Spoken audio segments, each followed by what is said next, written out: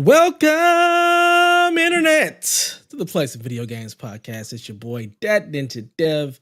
And as always, I'm joined by my main man, Donnie Eat the Hype Reese, and Delvin. Happy Pride Month, Cox.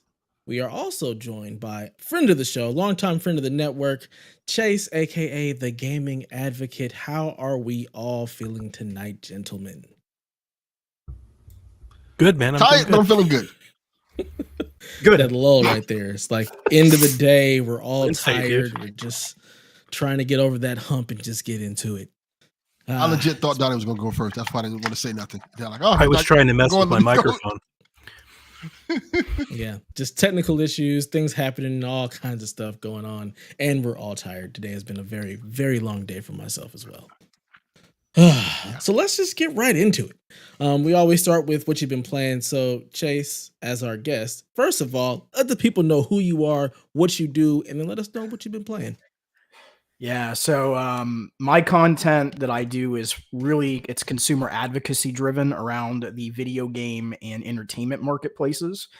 Most of the content that I do is just kind of focused on looking at specific news items or news pieces that are coming up from video games, from all the platforms and all of the different services and PC and everything, and just allowing consumers to kind of have an opportunity to talk about what they think is good, what they think might be, constructive criticism, because I think everybody's use case, I think that's the beauty of, it's not just video games, it's consumer products. Everyone has a unique use case. We don't all share the same view of it, and no one's use case is more important than another person's. That's not true.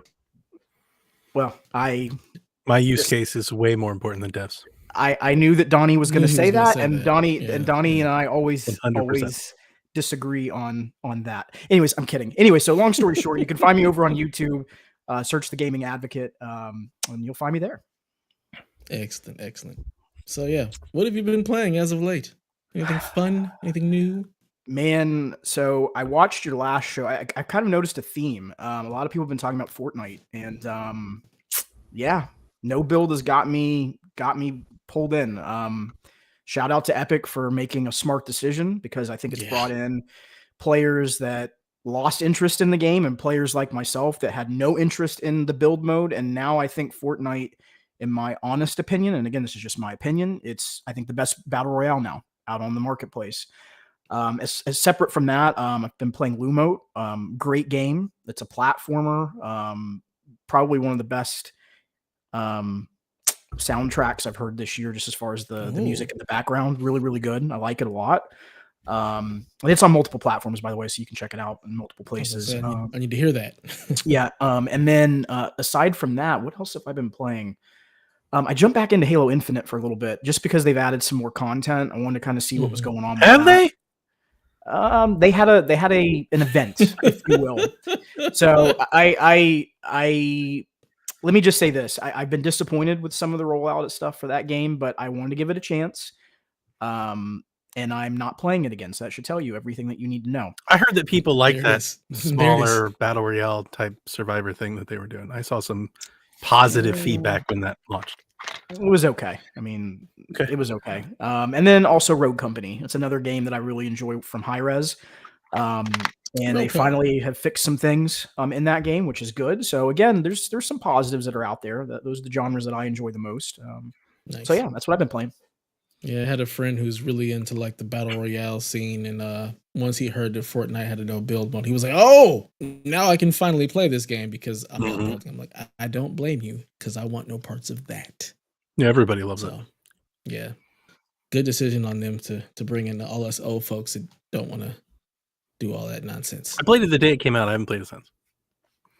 But are you there for anything other than the skins? I feel like that's all you really care about. Yeah, exactly. Yep. Put more Gears content and I'll be back. What about you, Delvin? What you been playing, bro? I haven't played much of anything. I played Vampire the Masquerade, but I don't want to put Donnie to sleep, so I won't talk about that. Thank you. I've been mostly watching movies and stuff like that for the most part. I've been just really drained and tired. Which ones? Well, thanks to Donnie, I ended up buying X, and I watched that. I think I like it. It's such a fascinating conversation around that. Let me make this clear. It's not a bad film at all. Like, this is not a film I'm gonna say this is terrible. No, not at all. It's a very good film. It is weird as hell. It is very weird, and I don't want to talk too much about it. I don't think it's that weird. I'm going to push back a bit. I don't think it's that weird. It's a traditional slasher film. I mean, it's definitely got themes, right, and plot devices, but I don't think it's weird. I don't want to spoil the big plot device and the big theme. It's a very, let's just say, sexual movie. Okay. Oh, it's definitely sexual. That's for sure. Yes. Oh, absolutely. Every aspect of it. But even if you look past the color of space is weird, right? Like Videodrome is weird. Like, this is not in the world of horror movies. This isn't weird. Like, this isn't weird at all. That's a good point. That is a good point. Like, Hellraiser is weirder than this. This is, a group of kids different. go out to the woods. Like, this is pretty standard. It is classic, traditional, but like with a slight twist. Yeah, and lots of sex. I don't know if it's slight. It's a big twist. I love it. It's fascinating. I love the movie. When I saw this, I don't want to say too much without spoiling the film because I think people should watch it. They should. When I saw this, I'm like, yeah, if you like horror films, it's definitely one just different and interesting. It made me like, when I saw this, I'm like, what the hell is going on? And then the second thing I said is, Donnie, you're a sick fuck. Cuddy be getting it, right? Yeah. Oh, yeah. Kid Cudi's in the movie. Good Lord. And he plays, I can tell this part, he plays a porn star. And you see his penis. So do with that as you may. Wow. Yeah. I wonder what the casting call was like for his role. Good Lord. It's great.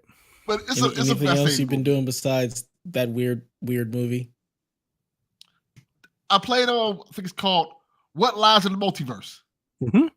I've only played an hour of it. I like this game a lot. It reminds me of, it's fantastic. Almost like if Rick and Morty had a video game. Rebecca, you need to play this game. I talked about it on podcast a few episodes ago, but What Lies in the Multiverse is fantastic. Yeah, it's like a side scroller game where you can like switch into different multiverses to it's I guess puzzle game, right? I mean, it's a puzzle platformer. It's not new in the sense, like, we've played a lot of puzzle platformers where like you click a button and you go from like light world or dark world, right? And like you use that to solve different puzzle elements. It's like that, except that it uses the multiverse thing like in its name to that, like, instead of like light world, dark world, or like, it very much is a multiverse where you go through multiple worlds and everything kind of flips on its head, and and it does a lot of good storytelling, and it's all these glitchy effects and stuff. And I think the writing in it, in terms of the characters and like the little story they're telling, very good, I think is the best part about it, which is why I think Rebecca might like it. It's very light on platforming, Rebecca. It's more like just kind of, figure out how to get the platform. It's more puzzling. Yeah. How to get the platform there so you can jump over and keep going. I love that she ultimately was like, if it's a platformer, I'm not here for it. I appreciate that so much. But the writing is very good. Like I said, it reminds me of Rick and Morty. Almost the same type of concept with older guy trying to teach the younger guy the ropes and things like that. And you're just traveling through like the multiverse, and it's fun. So far, I like it a lot, and I'm gonna stick with it. As opposed to Vampire the Masquerade. Yes, I love it. I need those emojis. Those are great. As opposed to Vampire the Masquerade that has no action and almost is like just telling you a story. This one kind of just is fun to play, and I like it. And I think sometimes just playing something that's fun to play is okay. Very cool. Very cool. I like that game a lot. Yeah, I don't want to talk about the rest of the stuff I'm doing because I'm watching like Obi-Wan and Stranger Things and all that. Oh, God, please. Star Wars. Let's talk about it. Yeah. Let's talk about Star Wars, baby. Let it die already. For the love of God. Good stuff. I wore this shirt just for you, Donnie. I wore this Star Wars shirt. I'll leave the show. So good. I'll do Can it. I just Vader want that smoke? Can I? He left. Can I just say something? When Donnie gets upset, he really gets upset, and it is. It's the best. It's wonderful. It's a wonderful thing when Donnie just gets that perturbed and has to disappear because Star Wars is great. There's so much good stuff coming down the Star Wars pipeline. I Everything. couldn't be any happier. Like, it's great. Obi-Wan, I've only seen the Obi-Wan is first so two good. episodes. Have you guys watched episode 3 yet? I No, did. Oh, no. Shh. it is good. No, Yeah, don't- I haven't wanna watched spoil it it. yet either. Don't say But that. I'm really, really excited to where this is going. It's not at all what I expected. At all. I was like, we know Obi-Wan's Yeah. story. Let's just see what happens. But I was actually like blown away by the first 2 episodes. Very, very excited. It's So, exactly what I expected. I'm so hyped, especially after episode 3. I'm like, holy crap. This is Nice. awesome. I can't wait to see the rest of it. It's so good. yeah. I'm really excited for Ahsoka because Rebels, I freaking love Star Wars Rebels. So bringing back that crew has me extra excited. But Chad, I And don't think then you should do that. I mean, like, he'll probably come back once we stop talking about Star Wars. He's letting us get it out of our system, and that's okay with me. I'm just letting you know. For once, I didn't do it. I tried to avoid this. This ain't on me. I didn't say Yeah, anything. yeah. I just was raising a fact that never mind.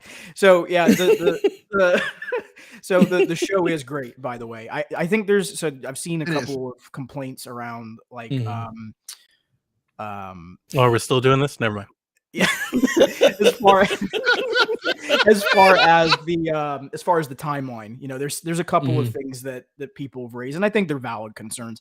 Do I think it should be to the level that I think some people have taken it? Absolutely not. And there's been some Yeah. really abhorrent and disgusting things that have been said that have Oh, yeah. no place People are in this crappy. world. Yeah. And I hope that people will just remember that it's fiction. It's not a real universe, and Yeah. there are things that may not exactly line up. And again, it is what it is from that perspective. But I think it's a great show, and I am really looking forward to seeing how Hayden Christensen portrays. Again, us seeing that transformation of Mhm. Anakin to Vader, and then to what we would see in A New Hope. I think that'll be very, very interesting. Yeah. I'm really excited to see what they do with that because this is the part of Vader we've never seen. We just know him as what happened in 3, and then the rest of them is just like there wasn't that development of like this really, really badass like Sith. So I'm hoping we get to see some of that. And yeah, I'm just really All I'ma excited say for is all this. things Star Wars. Watch episode 3. That's all I'm going to say. I'm not going to say nothing else. You know I'm gonna watch episode 3. You don't need to say that. W- It should be Watch like it talk soon to as me possible. about episode 3 after you watch it, which will probably be after Yeah. this. Yeah. Yes. Wait. And Hold once you on, let me see- understand something. Who hasn't seen episode 3? Is that what I just understood? Yeah. Oh my goodness. Yeah. So you Haven't didn't. seen it yet. Yeah, exactly. Yeah, Mm. I haven't seen it yet. You know, I've been at work all Yeah. day. I just got off work and now I'm here, so I'll watch it with the wife. No, after this. sorry. I just when you said episode 3, I was thinking Revenge of the Sith, not episode 3 Oh. of my fault. Oh, no. Oh yeah, I like to pretend those don't exist. I really don't like the prequels, so in my household, it's just 4, 5, and 6. We don't even talk about the other ones at all. Just 4, 5, and 6. We just stay there. You know what? Well, I like Bex, we need 3. to fix that. I like 3, and I think I liked. I think 1 was okay. 2 was awful. 2 was just politics. The movie. I could watch that on C-SPAN all day. I don't even watch it in real life. Let's talk about the Trade Federation. If you don't shut up and start shooting people, I'm gonna hear this crap. Oh man, yeah, that one. Not a fan. I'm also really excited for Acolyte, which is way more Sith involved. So give me the bad guys. Like, I want to see more about them. We know what the good guys do. We know the Jedi. They're kind of boring. Give me some of them Sith. Show me the dark side. Show me what's going on in the seedy underbelly. That's what I really want to see. So, Yeah. all right, Donnie. I think we've got it out of our system. If you want to come back, but anyways, Are we done? yeah, I think we're done for now. Thankful. For now. Mhm. So, Donnie, what you been playing? Not Guardians of the Galaxy. Sorry, Delvin. Yeah. Turned it off. Uninstalled it. Gave up Got tired already. of it. No Sad surprises day in there. America. I sat here and thought of a bunch of reasons that I would say about it, but then I realized that every time I said something, Devin was just going to talk about how much he loved it and how it was great. And Devin? we'll just I save didn't finish everybody it the time. either. I didn't finish it. I thought you loved it. I will say this. I enjoyed it. It's not a game I would say I love, and I don't know if I would go back to it. It was fun and it felt like Guardians, but I didn't finish it. Yeah, I didn't. I will say this. Just play what you want to play, man. I'm not gonna never fault anybody for finishing it, ending the game when they want to end it, because sometimes you just don't be in the mood for it. I'm like, fuck I gave it another couple hours. I'm all for that. I played it through chapter 4, and like it's not bad. I'm not trying to say that or anything like that. It's good. Like, I get the appeal. If you're really into that stuff, I understand why people would like it. All the stuff that I've heard about it was so much about like all the things that you guys have talked about, right? The dialogue between the characters, the constant talking, everything. Dude, it got to the point I got really tired of hearing that flarking shit. Like, I was like, just stop. Stop saying flark. Stop talking. Like I'm getting to cutscenes and I'm like just like you said, like if somebody doesn't start like shooting something soon, like can we get, I was pressing buttons again. I was like, I'm just kind of over it. Like 4 hours in, it's like, I'm good. I don't want to do this anymore. I think, or at least to me, I enjoyed the earlier stuff, but when you get to the heart of the story, when you start having those Guardians of the Galaxy moments, and you're still a little bit away from it, like, the whole thing with Peter Quill and his mom, and you have each one of the characters have their own particular special, like, deep moments, that's when the game gets really interesting. But you have to play to get there. How long was that in there? I don't know. I think you got further along than I did, Donnie. I think you played more of the game. Really? I don't want to spoil the game. I want to say it's chapter. Hold on, you guys keep talking. I'll tell you. You don't need to know. Like, I was just thinking, like, is it halfway through the game? Is it towards the end of the game? I want to say halfway through the game. I'm not going back, so it doesn't matter. Like, I'm not going back. I'm done. It's just, I also didn't like. I didn't like the combat a whole lot either. Just kind of like the Xenoblade Final Fantasy type of thing where you're like kind of sitting there just like doing like tactical commands. And like, I didn't feel, at least Star-Lord, and maybe you get much better later in the game, I didn't feel very powerful or super heroic or anything. Like, I'm just kind of shooting this blaster that's not doing anything at these random jelly enemies over and over and over. And I was like, dude, come on. I just wanted it to later in the game. I just wanted it to get juiced up a bit. Now, I don't want to say just terrible things about the game, because like I said, it is good. I love the soundtrack. I actually love like the space environment. It's very colorful. I think it looked great. I cannot be the only person that hears Chris Jericho when that dude speaks. Like, that has got to be a thing. The more I played it, the more I'm like, did Chris Jericho voice this dude? Like, I'm telling you, this is Chris Jericho as Star-Lord. It sounds just like him. I can't not hear it anymore. I have to play it again to see if I can hear it. But neither here nor there. That's got to be a thing, right? I don't think it's a thing, Danny. I think it's all in your head. All right. I mean, I only know Chris Jericho is like Y2J, but Chris Jericho. All in Donnie's head. All in his own personal multiverse. December 25th, 2021, Snowboy writes, started playing Guardians of the Galaxy. Why does Star-Lord talk like Chris Jericho? Snowboy. Stephanie. You do some Snowboy now? November These all 10th. Sound like aliases of Donnie. That's all. Peter Quill of Guardians of the Galaxy game sounds just like Chris Jericho. Did anyone else who played Guardians of the Galaxy think Star-Lord sounded like Chris? Yeah, this is the thing. Go find those people. Those are your people. These are my people. 3 people. See if I can put them on a podcast. Yeah. Here, look at it. Break the walls down. Star-Lord. So yeah, I stopped playing it. I had enough of it. I don't know. I think I lost interest, but I think a lot of that is just I don't, love these superhero characters as much as everyone else around PSVG you don't love does. Any superhero characters. You don't love any of them. It's okay. It's not true. It's not true at all. Well, you're not love Batman. Like Deadpool. Love Iron Man. Do you love? Love? I think so. If you just say I think so, then it's not. Well, I mean, if we're just gonna hear, like, if I can't say yes to that question and you just believe it, then I guess not. Yeah, but do I love it more than everyone else you've ever met in life? Probably not. Absolutely not. Absolutely not. So yeah. Anyway, quick Guardians. I did play a couple hours of Sniper Elite 5. Is it good? Yeah, it's pretty good. It's more Sniper Elite. It's big. Like, the maps are really big. I was surprised with like how much I was running around. It's not great. I did have some issues. I had some serious performance issues playing on PC, and I had some serious frame rate issues at one point. I'm hoping it gets patched or something. Although I'm probably not going to go back to it.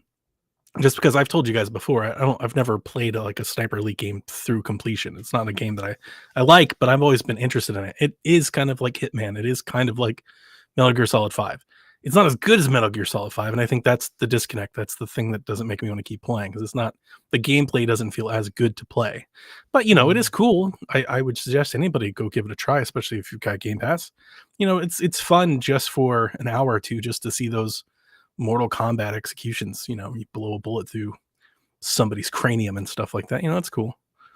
I definitely think it's a lot better than Sniper Elite 4. Like, you can definitely see how they've progressed gameplay wise, but it is kind of more of the same. It looks the same. It feels the same. Oh, here we go. Great segue. Can Donnie name a game he likes this episode?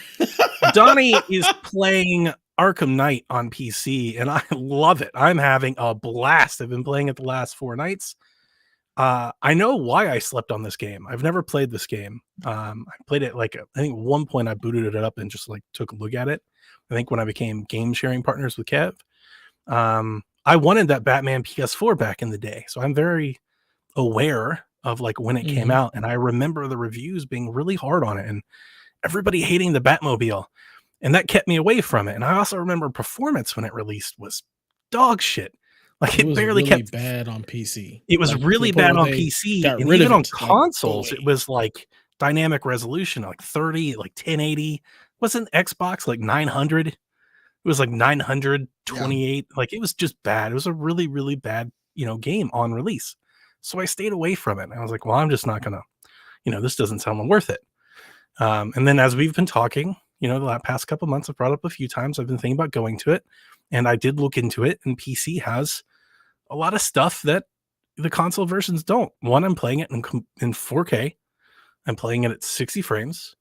I have all of these NVIDIA GameWorks options turned on, which I've never heard of before, but apparently that used to be a thing, where I get enhanced rain and enhanced textures and enhanced lighting and all this stuff. The game looks amazing. If nobody's seen any of my screenshots, things we told you about Yes. PC that you refuse to believe. It's okay. It's okay. You're here now. that I'm You're enjoying. here now, and I'm proud of you. I'm proud. That's it.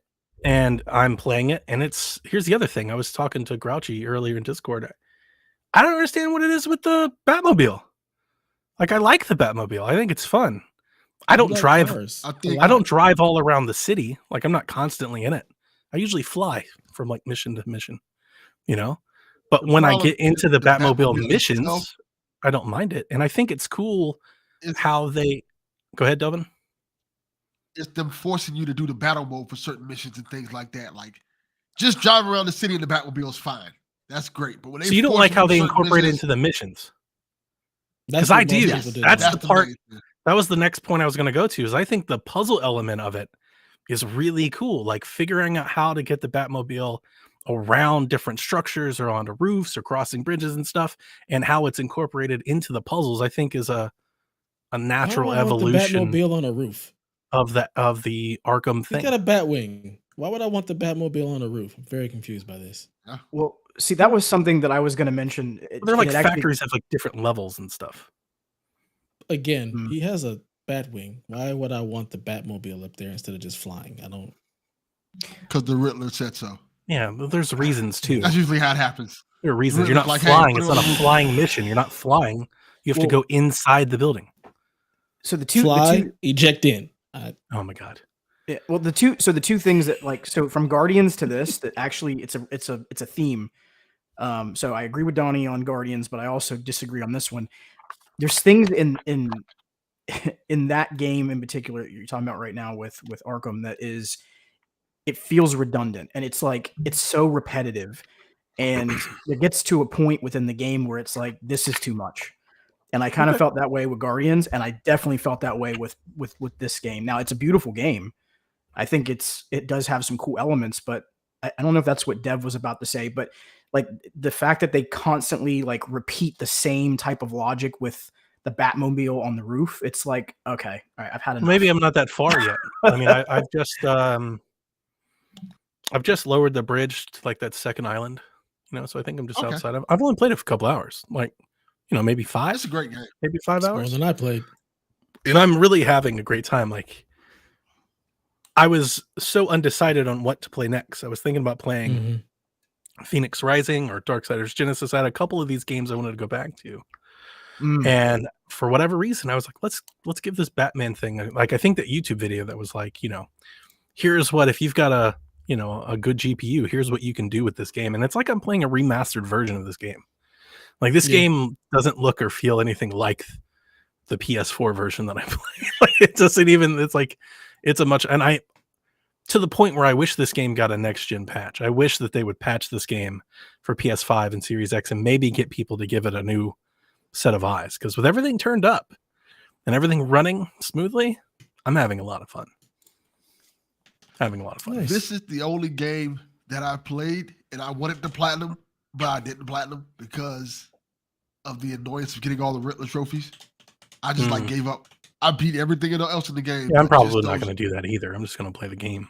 Just get these 500 trophies in random places. I'm like, no.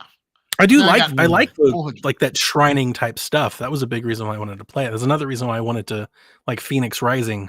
It's kind of on the brain because I like that. You guys know that bunkers and Far Cry and stuff. That's my jam. Yeah. But I'm not going to sit there and go through every one of them. Like, I'll play them as I come across them because I like feeling smart. Like when the game is like, when I figure it out, I'm like, I did it. Yay. It's cool. Yeah. Yeah. I love here we go. Batman's fighting is fantastic, but ends up feeling like a Ubisoft game. I like Ubisoft games. Yeah. This is the Batman game for you. I hate this trend. Everything is it's Ubisoft. It's repetitive. It's Ubisoft game. I really hate Ubisoft when people games. say that. Like, I like so do Ubisoft games too. And you don't have to get everything on the map. But that doesn't make any sense because Valhalla is completely different than Far Cry, which is completely different than the Division. They're not the same game. They don't play the same. They don't feel the same game. But if you open the map, it's just got Ubi junk all over it. Is what that's what they're saying. And I get that. You got filters. You can turn the filters off. You sure can. You can filter out all that crap and just get the stuff you want to get. Yeah. So I'm here for those games. Like, for me, I like Arkham Asylum because I like Metroidvanias. So Arkham Asylum is my Batman game. That's the one that I want to replay. I have no desire to play City or Night because I love the corridors and the Metroidvanias setup that Arkham Asylum Stuff's still there at Night. Yeah, still doing that stuff. It's just way too open for me. I don't want that. I like the fact that it's a much more closed off setting. You like that linear experience where it's kind of guiding you through it versus like the open world where you just go to different pieces of it and keep doing it. It ends up feeling way too overwhelming. I'm like, I don't want to do all this. Like, that's how I felt with City. And when I started writing, I was like, I don't want to do all this. Poor Ubisoft, man. Much. They make all these games. They actually release games. They actually ship them on time. And all we do is talk about how they're all complain the about them. Complain about them. Poor Ubisoft. For the most part, they come out on time. I don't agree with that though. Not all Ubisoft games are the same. Like, and there's a lot of them that are not. I don't think so either. Like, I hear that a lot, and I just it's common. And look, Robbie Bob Miller, we're not. It can feel like we're calling you out. We're not. We've talked about this a bunch on this podcast. This is a common thread in gaming Twitter space or gaming commentary, especially amongst like the popular outlets. They love to crack on Ubisoft, man, hard. And I love Ubisoft games. I don't want them to change. I want them to keep making them. Keep doing what you're doing. I like what you're doing. Keep giving me more games. I want to buy more of them. Just if you're gonna make more Watch Dogs, make Watch Dogs 3 off of Watch Dogs 2. Let's Watch get rid of this Legion stuff. As good as Creed, and I like Watch Dogs 2. That was Watch Dogs 2. Watch Dogs 2 was Watch Dogs is not as good. Watch Dogs 2 question, Dan. I want to ask you. All right. Not even a little Did you play the other Batman game? The one that's the I can't remember the name of it. Origins. Not Origins. The one that's like the it's the side scrolling one. Blackgate. I think it was Blackgate. That's the one. I love that one too. That one's really good. Are you serious, Dev? It's a I played it on Batman game. I played it on 3DS. It was definitely on Vita. If it was a handheld, absolutely not. I haven't owned a handheld. It was on PS3. I'm surprised you don't like that one, Dev, because it's like a side scroller, a little bit with the Metroidvania style. Yeah. Nope. But if it was on a handheld, I wasn't going to play it. It doesn't even sound familiar. It's on Steam. You can play it today. There you go. I'm good. Dude, I'll buy it for you. There you go. I'm good. It's I'm good. good. It's on Xbox One. I It's on believe 360. you. It's on PlayStation 4. It's on PlayStation 3. See? It's gonna no sit in my that's what I'm saying. backlog because there's other stuff that I want to play instead. So Give it a try. Look I'm at it. good. YouTube it. I'm good. I'm good. Put your eyes on. Be So open. Be open to friends' recommendations. I'm open, but not right now because I have other stuff I'd rather play, like Far Cry 5. I'm gonna finish that game. Okay, that's what I want to play right now. Is Far Cry 5. Yeah, definitely do that.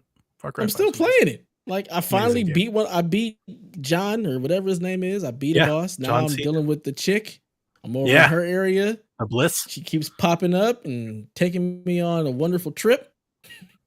But you're getting me real high. I'm so high right now. But yeah, I'm having Like a those good type of time with women. Far Cry 5. You would. I mean, it's not wrong. It's not a good recipe for success, but it does make for a fun weekend. No. Yeah. Do a lot of things you shouldn't be doing. Wake up wondering what the hell, where am I? But yeah, Far Cry 5, having a good time with that still. Just, shooting a lot of people in the face, stabbing things, shooting bow and arrows at people. Enjoying the story. It's cool. I still like Far Cry 6 better so far. Like the traversal in Far Cry 5, I just do not enjoy. I just want to jump out of the plane. And it's just, I'm like, Far Cry 6 is definitely sped up. And definitely, it was the first thing I thought of when I went back is how much slower it feels. Yeah. Just like, oh. But other than that, having a good time. I'm not playing anything else because I'm in this weird lull where there's just nothing else that I really want to play. So I'm just going to stick with Far Cry until I finish it. And then we'll see where the wind blows. So maybe I'll play Blackgate then. We'll see what You're waiting on that Mario Strikers, aren't you?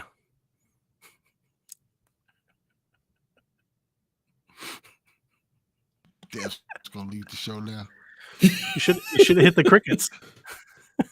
You're gonna be playing that Fire Emblem 3 Hopes with me, aren't you? Oh my God. We're gonna tag team. Stop it. Donnie so, that's enough of this nonsense. Donnie, let's get into the news. We will have our Fire Emblem. It's time for some news. Whoa, shit. Damn it. Nope, this is PSVG. You're watching live. Oh, no. Are you listening? Is this a podcast? Okay. Well, you know what you're doing. Anyways, give it up for Donnie, Eat the Hype, Reese with the news. Thank you so much for our newest news bumper. Just a reminder to every listener of Plays Video Games, you too can join the show. Record your own news bumper, whip out your phone, do something, send it to me. Even if it's just audio, like that one, I'll whip up a video. We'll plug it in there. We'll make it happen. So I hope you guys enjoyed that one. Top news story for PSVG 39. Star Wars Survivor, one of 28 other Star Wars announcements this week, was announced for next year.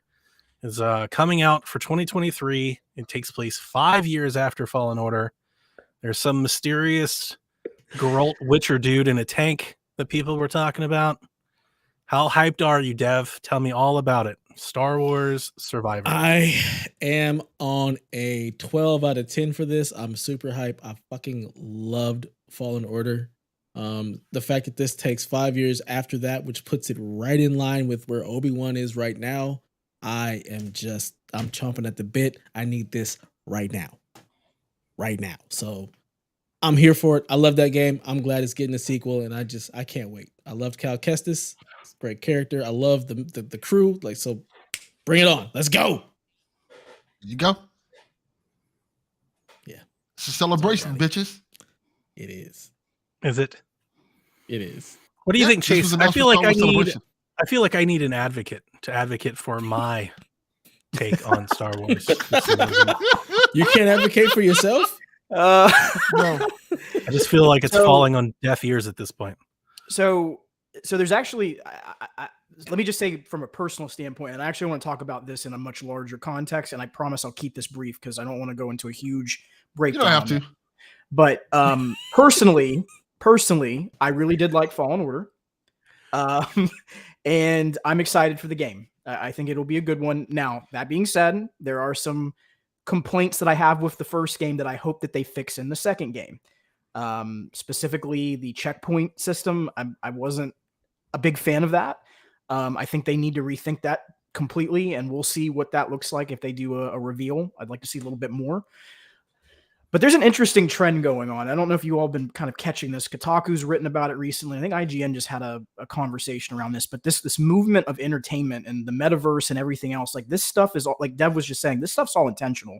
They're starting to kind of set the table, these companies, to start creating these intentional releases around, oh, you just got done watching the show? Well, here's the game that corresponds with the timeline. It's all an intentional setup. And these Microsoft acquisitions last year with all that money, that wasn't just for video games. That's intellectual property. What Sony's doing right now, when they just came out and talked about the metaverse and entertainment, I know I'm going off a little bit here, but this is all intentional from these companies. So for me, I'm actually looking at it from an excitement level of this is what we've been kind of conditioned towards and what we're going to start seeing over the next 6 to 8 months. This isn't the end. This is only the beginning for a lot of these franchises. They're going to set timelines and intentional timelines with TV shows and movies. And that's fascinating. I don't know that everyone's excited about that, but I am. I think it's cool. Definitely not everyone. Yeah. They used to do that a lot back in the day with licensed games where they would have, yes, hey, that's exactly what I was thinking, Delvin. Except now it doesn't. No, suck. They did, but this is at a different. Again, we're talking billions of dollars difference. Like the investments that are being made, this is long-term strategies, and it's going to start becoming more of a focal point when we go into 2023. I think we're going to see a little bit more of this. But yeah, Donnie, I get it from your situation though. Not everyone's going to like this game. It is something. I honestly, I never played the first one. I actually think if I really played it, I probably would like it. I played like the opening mission of it. The mechanics are so good. I mean, that's the thing about the game that I think I love about it. The mechanics are great. The mechanics are great. I'm not going to. I think from that perspective, he's not. I'm not going to. Not gonna have him coming here. I'm going to let Dev and everybody else have their fun. They don't need me to come and fight them on their game. And it has nothing to do with like I love the studio. Here's the thing is, man, 3 or 4 years ago, maybe 5 years ago, I was digging Star Wars. I'm over it now. Like now I'm really over it. Like I am really Star Wars? Really over it. I need like a decade break from Star Wars. I don't know what just because you have. I don't know what the fuck just happened. Enjoy it? Disney does a streaming service, and now there's 18,000 episodes of Star Wars. You can never not have another Star Wars something or another. And I'm over. It's so tired. It's like, and I'm surprised to see Devin with his big eyes, shaking his head here. You say it all the time, Dev. There was a point that you enjoyed Star Wars. Like, make something new. For the love of God, make something new. This is new. Can we get something new? It's new stories. Oh my God! Can we get a new universe? A new storyline? I will say, can they stop going to Tatooine? Can we pick? Why does everything in space have to be Star Wars? Like I'm begging for Star Trek at this point. Like anything else? Do we have? There's a bunch of new Star Trek stuff. Is there no one else? There's like several Star. There's way more Star Trek things. There's so much Star Trek. Even a Star Trek cartoon. So Donnie, you're saying that can we get more Starship Troopers? Ooh, I wish. Can we cut off half of this and get me more Starship Troopers stuff? Can I get like an Interstellar follow-up? Can we do something else? We need a new Terminator the Halo show. Listen, is it just more Star Wars all the time? Star Wars everywhere all the time. So you're saying the market is saturated? No, I'm not saying the market. The market is obviously not saturated. The market apparently will sit here and mindlessly watch 1 million hours of Star Wars programming. I'm saying that Donnie is saturated. I was at like way too much like 2 years ago. And then the past 2 weeks have almost been unbearable. It's like I'm so surprised that nobody apparently like wants anything else. I feel like everybody just wants to watch superhero movies and Star Wars shows. That's it. Why do anything else? Remember that like there's so many people my age that love Star Wars, but we never got anything except for those shitty ass prequels. There's all these books, there's all this story, and now we're finally able to see this stuff come to fruition on the big screen and I'm the happy small for screen. You. So that's why nobody's tired of it yet, except people like you who probably really aren't into Star Wars in the way that a lot of us are. What Donnie, what would make you? So I'm just curious, just very quickly, what would make you say, okay, I'm interested now? And I'm saying from a Star Wars. Nothing. I know the answer. I know the answer.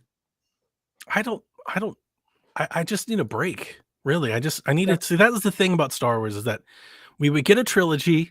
They would come out once every other 2 or 3 years, and then they would take a break for 8 or 9, 10, 14 years. And then you come back and you do it again. And now it's like, I don't get that break anymore. Now to even keep up with what's going on, to have a conversation about Star Wars with a Star Wars fan, a real fan that's sitting here with Deb, I got to watch all these movies, usually multiple times, so I can pick up the 80,000 Easter eggs from the show that was on Disney Plus and the show that was on the CW and the novel that they wrote and the YouTube series. And there was the pod. It's like, I can't. It's too much. Yeah, it's perfect. I love it. See, that's how I like to enjoy my media. I want to dive all the way in and just live in it. There's no end. You want to get in and get out. You want to dip and move on to something else. Like that's just. And this Rogue. So that was the peak, man. That was great. I was like, this is fantastic. Give me more of this. And they were like, nope, we're not going to do that.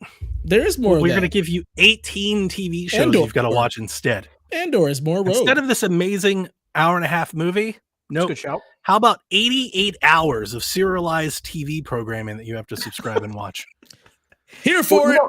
But you know what? That Way tells you though, Donnie? Way too much. I think this is an important lesson that sometimes we all forget. These companies don't care about us anymore. When I say us, I'm talking about our generation. They definitely don't care about me. But in general, like from the demographic standpoint, they care about the generation that's going to be making purchasing decisions coming up. That's what all this content's for. It's not for you and I. So when we look at this stuff and we think about it from why aren't they taking a break? Because that generation, based off of market research, want day and date content constantly. That's why Netflix was struggling. That's why the HBO Max and Discovery Plus mergers happening. They literally said in their earnings report, we need to have content. So that's why all that stuff's happening. I mean, to me, it's obvious. You can see it from the data. Fun. Yeah. Did I see the rumors that Darth Maul's in the game, or is that in one of these shows or movies or whatever? I saw a rumor that he might be showing up somewhere. I thought it was the game. Well, him and Obi-Wan have some history. They got some things going on. So maybe the Obi-Wan show. That makes sense. We'll see what sense. Happens. Oh my god. It's okay. It's okay, Donnie. Pulling these retired actors back out of go find your horror stuff. Star Wars movies. Go find your horror and find your happy place.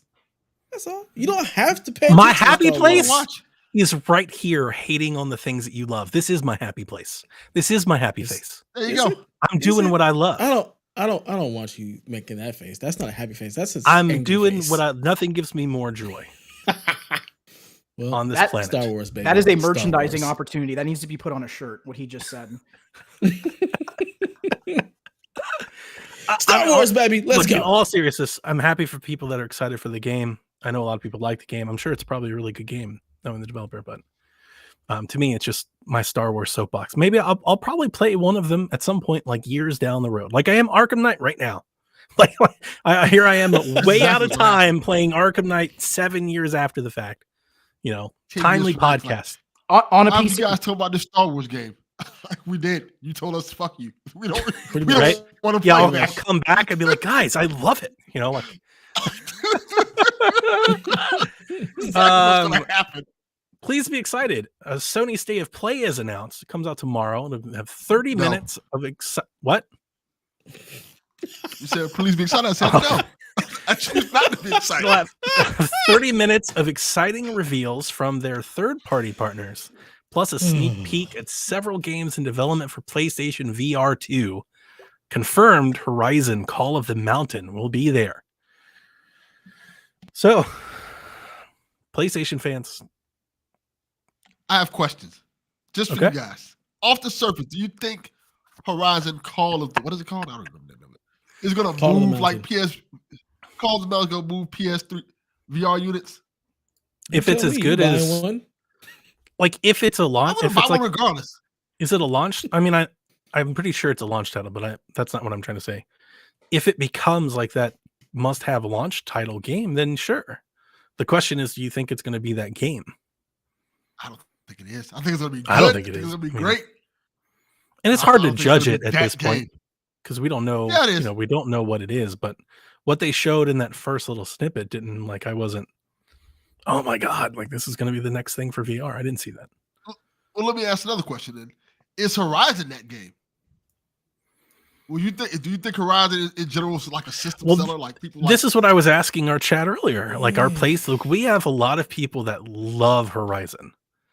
And when I mean love, like one of their favorite franchises. And typically when you get a franchise that's on that level for people will buy stuff for that franchise. I have yet to see a Horizon fan excited for Horizon Call of the Mountain. But the thing is, I think it's more that they're just not that excited for VR and having to get a whole I think new that's unit. And it's huge part of it, wired. for It's sure. like, Yeah. Like I have absolutely zero desire for PSVR 2. There's nothing they can put on that that's probably going to make me have any interest. As much as I love Horizon and I absolutely adore that game and that franchise and cannot wait for part 3, I have zero interest in playing this Horizon Call of the Mountain game. Absolutely none. I think Bobby Miller's kind of said it perfectly. Horizon's good, but it's no Minecraft VR. I think that's the type of stuff people kind of want. Or I would say like experiences. Astrobot, Fortnite, like Beat Saber. Like there are system sellers for VR. I just don't think this is it. But maybe Overwatch, tomorrow we'll see. Maybe so tomorrow maybe you'll be tomorrow like, could change everybody's opinion. Yeah, I love who it. knows? Chase, you got anything? I mean, I don't know. I'm each of these state of plays, and I want to put context around this. This is the first generation I have not owned a Sony console, like the first, and not because they're doing anything bad necessarily. It's just Microsoft offered a better value. But each of these state of plays, I walk away and I'm just, for my own personal use case, I'm not convinced. I don't walk away convinced to go out and get anything from Sony right now. The only thing that's going to bring me back is one of two games. Infamous comes back because I think that's one of their best franchises, in my opinion, or they bring back SOCOM. And Sony, if you're listening, please, for the love of God, bring back SOCOM. I actually think I could see them do SOCOM on VR. Well, I actually think I could see that.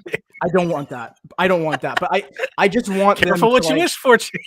I feel like there was a game that's very similar to SOCOM. That was you that said it. VR. There are a couple SOCOM like it's like a games on Sony VR. game. There is a first party game that is still getting content. Before we got a question about VR, so I want to go ahead and ask that now. But before we get into it, I mean, there's going to be other things in this besides VR. So what about the third party stuff? Like no first party big reveal. Like when they announced they're doing State of Play, I took the bait and was like, oh my God, finally. Last of Us, God of War, like, yeah. And the fine print was like, yeah, absolutely none of that's going to happen. And I was like, well, excitement for this just plummeted. But that doesn't mean that there can't be very exciting games tomorrow. We might see a new Resident Evil game tomorrow. Might be a new Final Fantasy game. I mean, might be a new Silent Hill. Rebecca's in the chat talking about Stray. I too will be playing Stray. So I mean, they could show a bunch of games that would be very exciting. Are you guys hopeful or optimistic for something? Any of the leaks, there's all kind of great stuff that could be coming. I mean, I have zero expectations, just because that is what Sony State of Play has. That's what Sony's conditioned you to feel when they announce this. Exactly. The same way. Unlike Nintendo fans, when we get so excited for a direct, Sony fans are like, oh. Yes, Stray is in. I might not leaks, even watch. Rebecca. Yeah, I'm gonna watch it, but like my expectations are so tempered to where like no matter what you show me, I'm not gonna be disappointed because I have no expectations. Yes, because Sony people get hyped up for it, and then you just blah. It's kind of like here you go, like there's nothing that I wanted. So why you bother getting hyped up for it? I was just gonna say something that Donnie said earlier. Sorry, I didn't mean to cut you off, Delvin. Something that Donnie said earlier is kind of how I feel about Sony as well, where they're at right now, and I feel the same kind of way with Microsoft a little bit too. Is we need innovation. Like this is the time where like video games, we need to start getting some innovation and some new things, and not the same thing over and over and over again. I think that's why I'm just not excited about this stuff. Like the only thing that makes me excited is a remastered of SOCOM, just because again we haven't had it for so many years. And after I play it, I'll probably be like, you know what, I'm done. I don't want to really play. Sony's pushed a lot of new IP. I don't necessarily agree with that. They've done a lot of stuff, but a lot of different stuff too. I'm saying innovation from like a mechanic standpoint, driving the industry forward in new ways. Yeah, they got the DualSense, they got triggers, they got haptics, they DualSense. got But VR. How many games are really implemented? Like, see, that's what I'm saying. A Is lot. like I don't know. I got rid of my there's PS5. I'm there's with a you, lot of Chase. them that I'm with I've you on the used them. PlayStation like confidence part, but I can't like they've used the controller a lot. So how many? So Dev, how many games have they implemented? Because I thought it was less than 50 from what I remember seeing recently. Is it more than that now? Is there 50 games that are worth playing at this point on any of these next gen consoles? Like, Well, no, I'm I'm talking just about, asking. when it comes to like their new games, like their actual Sony first party studios, pretty much all of them use the everybody is controller using it. in some really interesting different way. So you're And a getting lot of folks are taking the that. bait on the triggers and the haptics. Like, didn't Tiny Tina's do it? Like, a lot of the newer games are including that stuff in there for sure. Yep. I mean, but the thing is, it's just the controller. It's not changing the way you interact with the game. It's just changing the way the game feels. It's giving you a little bit more immersion into how the game plays, pulling a trigger, pulling a bow, moving across different surfaces. You can feel that a little bit more in your hands. I think Control does a really, really good job of how they incorporate the sound and the controller. Like, it gives you a really, really good immersion into the actual game, into the atmosphere. I'm just trying to stick up for them a lot. Usually it's me throwing stones, but in that regard, I think you can make the case, a very easy case to make that in terms of innovation or changing like what they do. I think Sony might be doing that more than Xbox and Nintendo. I just mean from a mechanic standpoint. Like, I get the controller, but I mean from just like level design, like how things interact. Like, it just feels like we're kind of in a place where things are, I hate to say stale, but it feels that way. I think that's why gameplay wise. I think a lot of people is that want a Sony thing, or is that just a game No, I said it was development thing currently? No, I said Microsoft as well. I said I feel that way for Sony and I feel that way for Microsoft. I'm not singling one of them out. And even in some instances, Nintendo. Like, I think there's some things they've done recently that I liked. a lot of instances. Yeah, from some games, but there's still some things where it feels like the same thing over and over again. So I would love to see, because Sony's always been that. They've always innovated. Like, I think that's one thing that I will say positive that I have enjoyed as a consumer from them is they've innovated over the years. Get back to that. Bring some new experiences, something that's different. And like, yeah, Delvin said it, gameplay wise, that's what I'm looking for. I can agree with that. That makes perfect sense to me. Yeah. It does feel a little stagnant when it comes to like innovation in gaming. Because as you're saying, I see what he said. I'm listening to what you're saying, and I'm all I'm hearing, or all I'm thinking about, Chase, is I'm thinking about Returnal, I'm thinking about Astrobot, and I'm thinking about like they've done a lot of different stuff in addition to like their big cinematic action games. Like they bought Housemarque, they released several. Like, what was the last Housemarque game that just came out on PS4 a couple years back? That game was really excellent. It's completely different. Like they definitely do have. They're building a reputation of this is the kind of game we make. So I think I can venture down that path with you a little bit, Chase. That's what there's a lot of exceptions though to that rule, but I'm with you. They do have a reputation of talking about this Next is what Machina or this is what a PlayStation game is, right? That's what I'm trying to say, Donnie. I'm with you. It's been kind of the same kind of track. But like EA, they have one or two other weird things that they do. Like they have the Last Guardian. That's fair. I'll accept that. Yeah. Back to PSVR. So JV the Monster writes, what are your expectations for PSVR 2? And do you think it will help VR take the next step to become ubiquitous as consoles and homes?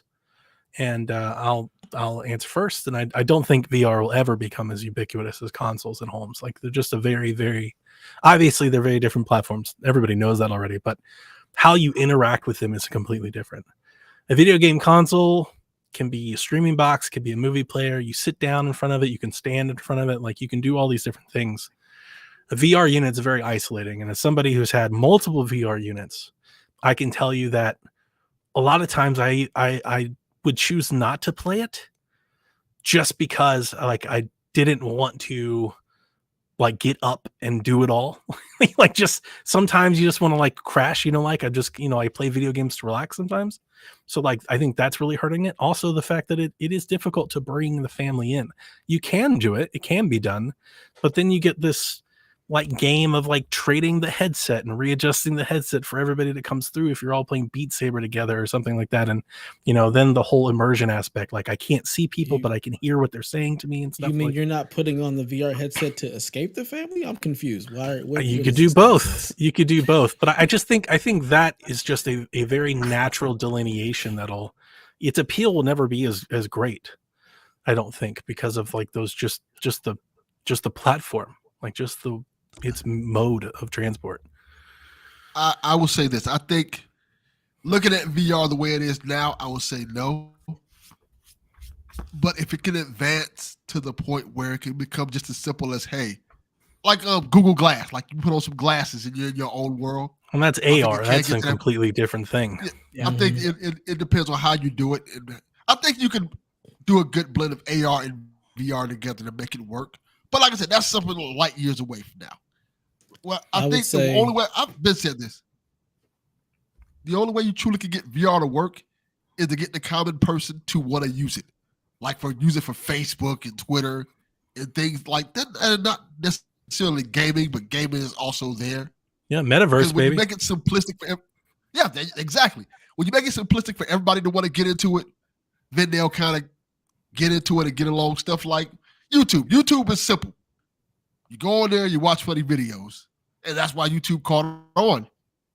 When VR gets its version of that it can catch on to everybody, then VR will take off. But until then, it's going to. And my thing is, I think because of the technology, I'm trying to think of the right word, because of like how you interact with the technology, I don't think it will ever get that. Yeah, there are limitations to that audience because of that. I totally agree with Donnie, and here's why. So two reasons. One, a lot of times they're actually, so I agree and I disagree, but I'll say what the disagree part is in a second. So I agree that I don't think it'll ever be as mainstream as what people perceive it to be. And the other part is that when we hear the term metaverse, that gets confused a lot with VR. Metaverse is not VR. Like I think that needs to be like really clear. Like as far as like from a definitional standpoint, VR is a mechanism to get into the metaverse, but it is not the metaverse. So there's that. Then there's augmented reality, which is what you were just talking about, Donnie. But I think if the point I was making is if the realization of the metaverse ever comes to fruition, then that would become the very simple, maybe applicable to the common person app that then lies to push VR. Like as Delvin was trying to talk about its YouTube moment, I honestly think the only thing that could come along would be the realization of the metaverse. That's the only thing that I can imagine that pushes VR in that way. It'll be an option. Like I think it'll be an option, but I don't know that it'll be like, again, it'll be mainstream. But I don't like, I think the difficult part with this right now is that there's so many different options with it, and like people are still like not used to like how it works. Like even me, I get motion sickness. So trying to get more simplistic. Yeah, the full adoption behind it, I think there's going to be some extreme limitations behind it, and cost. Like we'll get to a point eventually where cost will be nothing. Like it'll be like you said, Delvin, it'll be glasses at some point that you just put on that are like $15 from Walmart or from Target. It'll be easy, but in the now, nah, I just don't see it. We ain't there yet. They almost got there, I would say. Ain't there yet. Quest is the closest thing to making it ubiquitous, but we ain't there. Yeah, even then. It's not there. My expectations for PSVR 2 are high. I mean, based on the technology that we've shared, it's going to be somewhat cost effective, even with a wire, VR unit, but with excellent displays. You still got to get a PS5 though. That's the other hiccup. I still expect that when it releases, whenever it does release or people go hands-on, I'm expecting to hear a lot of people talk about how much better it is visually because of the upgraded displays. But my issue with PSVR has always and continues and remains to be that I don't think PlayStation can strongly support a console and a VR platform with first-party releases. That's been my case from the get-go, and it hasn't changed. They have not shown me any different. And I almost would argue that anybody that's making a VR only title for PlayStation VR, I would rather them just make a PS5 title. Like maybe they can get close to where they can like kind of dual release some stuff. I know a lot of people have been hoping for that, But I mean, having played like some console games in VR, I mean, that's very hard to do. It goes way, way beyond like enabling first person option. It's way more than that. Yeah, I agree. I think, like I said, they need to do more Iron Man VR type stuff as opposed to they need experience that people want to get into it that's going to make them want to play VR games. Like they have little cool experiences like the Spider-Man thing, which is interesting, but that's not what people want. People want the full experience of Spider-Man. I think Iron Man VR is the closest they've really gotten to delivering what they said VR is. Like even the Batman game on it, it was cool. It was a cool little fun thing to do, but it wasn't what you want. Right. It wasn't like the Batman game in VR. It was, yeah. Yeah, you weren't Batman. Yeah. Iron Man VR is the only thing that made you kind of feel like, okay, I am Iron Man at this point in time. I am doing Iron Man things. I am having fun as Iron Man. They need more of that. Even the Walking Dead game, which was the one Saints and Sinners. Saints and Sinners. Like, It was really good. Saints That was and a really good one. they need experiences like that, and they need to highlight and talk about those experiences. Do you think they'll announce They don't do Alex? that. Do you think they'll announce Alex for VR2 tomorrow? Maybe. I think they will. That's think another. that would be a rumor. great They one to will have. too. Yeah, that'd be a big title for them. I don't know. I've owned 2 Quests, and in both instances, like there's not enough software on Quest to like make you play it consistently, like every day or weekly. Say weekly. There's not enough software on Quest to play it weekly, unless you're just replaying a lot of stuff over and over again. And the amount of stuff on Quest like dwarfs what VR support VR1 had on PlayStation. Like Quest has got a ton of games. There's games coming out like every week. Like it's a very healthy ecosystem for VR. Yeah. But you know, like that's my question with PlayStation is can they have that? Can they have content? Because PlayStation VR was my first headset. And there was some stuff that I loved Astro, I loved Moss, I loved what was it, Blood and Truth? That game was awesome. Excellent. But those came out like 3 years apart. You know, like there were such long, you know, just droughts of good PlayStation VR software. You got to set it up. Yeah. That's Well, right, I'd you said gotta set it up, the- and that's a whole process. just the process of getting into VR, I think is a hurdle. I always think it'll challenge, and that'll stop people from. I think that stops people from even being interested. Like I think you could take all of the console video game consumers, right? You put them in one bucket. Let's say there's 200 million of us, and then you go, here's VR. You strap it to your face and you hold a controller. I literally think it cuts that in half. Like the half that bucket's just like no. Right. And then as you keep adding things on, you just keep whittling it down. And I think that's the biggest challenge to making PSVR or any VR mainstream is just that hurdle of getting people to even be open to it. Well, there is like really quick on this. There's 2 things that I think might actually support. Now to Delvin's side of it is there's 2 things coming up that are, well, actually one's already in the market and the other one is in the process of being used. But Unreal Engine 5 is going to change a lot of things and already is. But there's a device that I was very skeptical about, and now I think I see where its application doesn't just apply to the handheld space. I think it might even apply to VR, and that's the Steam Deck. Taking form factor technology that we're seeing that they're putting into that device with our DNA and everything else, there's potential implications that could happen with a VR headset at some point from a technology standpoint. So if they can make it, again, back to everybody's point where it's cheap, it's cost effective, and you get a real life experience, like it looks close to like what you would see in real life, then yeah, I think it could be adopted. But until then, it's what you said, Donnie. I don't think it's going to take off right now. I just don't. Well, we know it's not going to be cost effective, and you still have to have a PlayStation 5 to use it. Right. You know, so like the cost grows even more. You know, so it's just it's a niche product, you know, and it's aimed at that. And PlayStation knows that. They're hoping one day maybe it takes off, but they know that. They're not expecting to sell 50 million of these.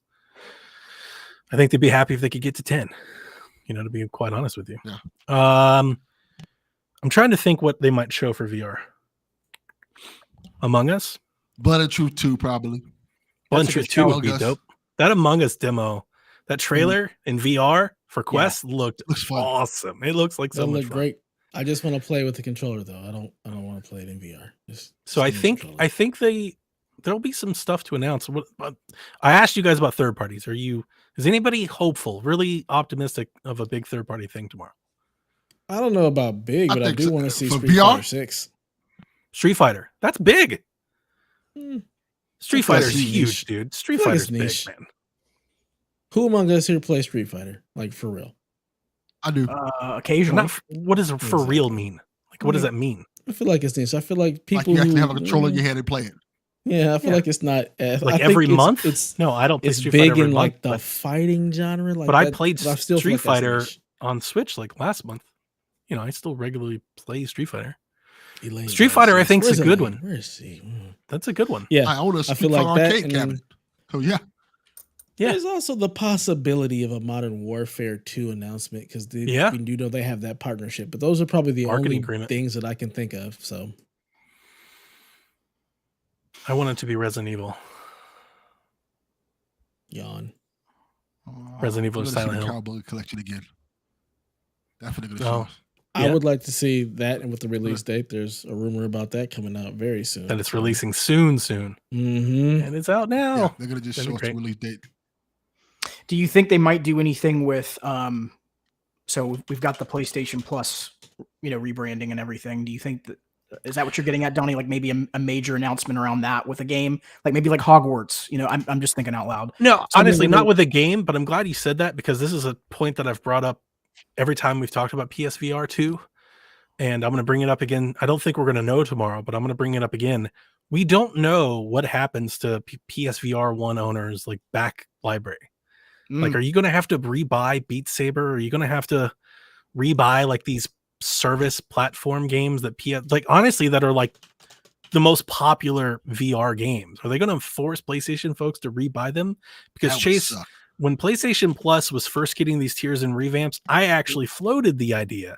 I was like, well, this would be the easiest way for them to like do right by their PSVR 1 owners is to tell them like, hey, if you're a PlayStation Plus subscriber, here is the PlayStation VR 2 instant collection of games. And they cherry pick like Moss and Astrobot and Beat Saber, and they throw like 15 games in. If you buy the headset, you'll get all of these games day one on your PSVR.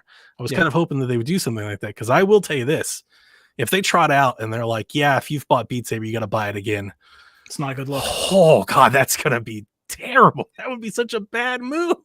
Yeah. No, I don't think. I I think would be furious. I was a casual Beat Saber person. I probably plugged $50 into Beat Saber on DLC.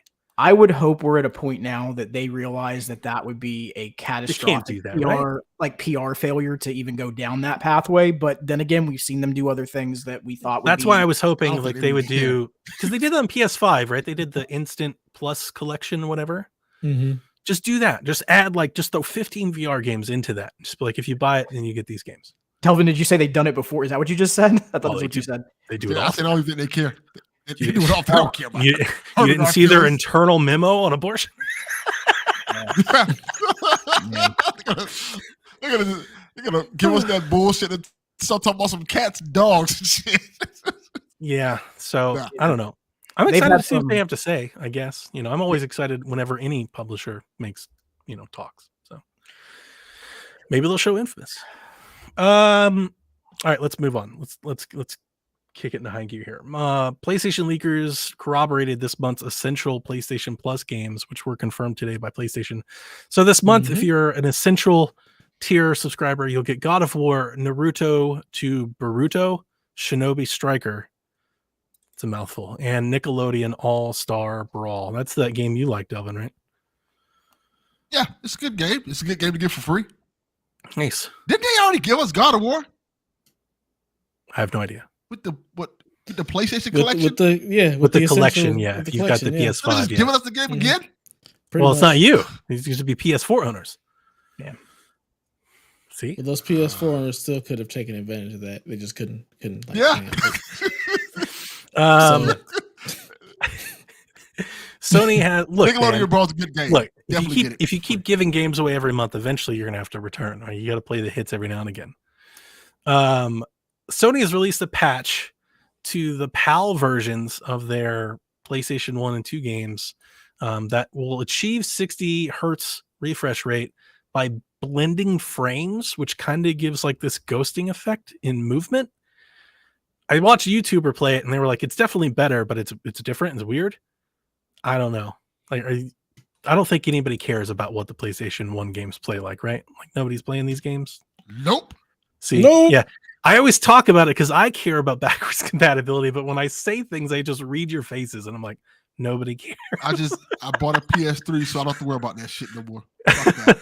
Just yeah, Y'all had y'all chance. Stop using the PAL versions, PlayStation. Just stop.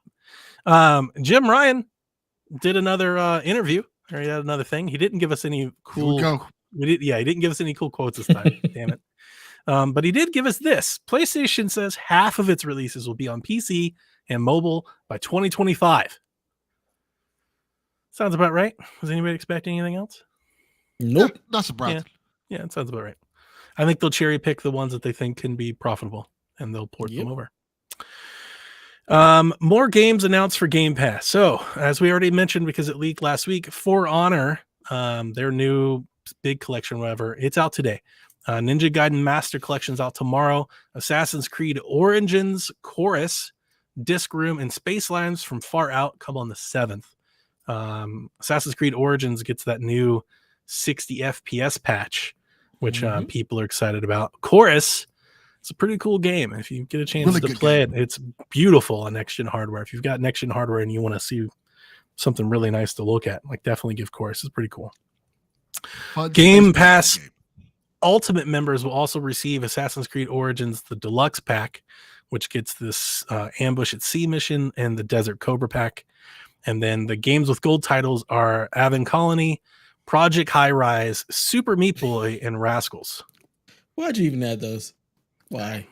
I feel like we have to, no, we don't. Complete the new. This is that's the announcement I'm hoping for. More than anything else from E3, I want Phil Spencer to come out and say, like, I just want him to point at a screen and shoot, and Games with Gold like falls over and blood starts running from him. He's just like, Games with Gold is dead. This isn't Devolver. Just end it. Just end it. You need Devolver to do that. That's a Devolver thing. Diablo Immortal is supposed to be out tomorrow on your phones, but it launched a day early. You can go download and play it right now on your phone. If you're going to play it on PC like me, preload is available over battle.net, which made me reinstall battle.net for the first time, I feel like, in like 4 years. KOTOR 2 is coming to Switch on June 8th. Please be excited. More Star Wars games. KOTOR is great. KOTOR not on Switch. That's actually, fun. Playing on Switch. I've never played KOTOR. That's one game I've never played. It's really good. People love that game. They talked about that game forever. You know how excited Nathan was when they were like, Aspire is going to remaster KOTOR? He lost his mind. I was like, did you play? Mind. But did he play the other Aspire game that they? Because that wasn't very good. Like the port wasn't that good. It was that it was like a tactical shooter, like a team shooter. Was it Star Wars game? Dude, I don't know what it's called. I bought it because the Star Wars people were excited for it, and I didn't think it was a very good port. But people were like, "This is the best Star Wars game ever." Something like that. Yeah, sure. Why not? Isn't every Star Wars something like that? There was a new Pokemon Violet and Scarlet trailer today, which has the internet completely stoked. Obviously, this isn't the Nintendo Shack. The Nintendo Shack will record tomorrow, but I just wanted to ask if anybody had any thoughts. I have thoughts on Diablo. Okay. You're not gonna get me to play another Pokemon game. That's it. I'm done. I didn't even see how you feel about Pokemon. How I feel about Star Wars. I've bought like 84 Pokemon games and played 15 minutes of each one of them. Dude, but did you see the professors? Dude, they're hot. No, Pokemon is muted from my timeline, so I didn't even know this was a thing. It's like Pokemon's getting like close to like Euphoria range. Or like everybody's just gonna be like an 18-year-old hot model.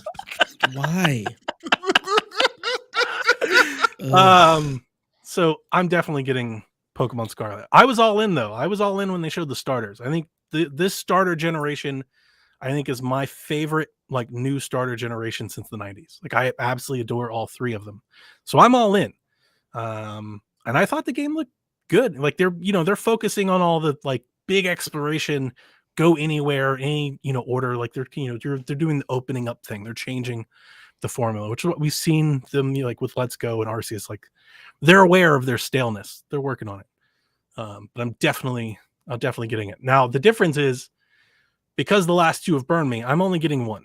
I'm getting one copy of the game that Jack and I will share. We Wait, typically they still buy do 2 games. They still do that. We've always bought 2. Yeah. Why do they? What? Yeah, Rebecca says it's multiplayer. Yeah, you can play like 4-person co-op Pokemon. You all run around and play together. No. No. What do you think about Diablo, Chase? Yeah, I can't get any of that when I say Star Wars. Huh? Oh my goodness. Yeah, so on the Pokemon front, I'm just, I don't know, that franchise, I'm kind of done. But Diablo, the game looks good. I don't know if you've seen like actual gameplay of it. It looks really good. Yeah, Josh was playing it. Yeah, I think It looks like Diablo. really, really, really good. Looks better than the Diablo most people originally played.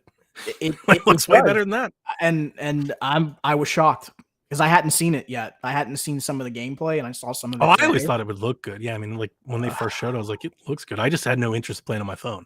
I literally wasn't interested in this at all until they're like, we're going to play it on PC. And I'm like, and we rejoice. I'm going to pick up my controller and play. Yeah. So yeah, I'm cool. I'm excited. I'm excited to check it out. I am definitely more excited for Pokemon, but I'm definitely going to play it. Death, man, come on. We can play Pokemon together. It'd be like Destiny.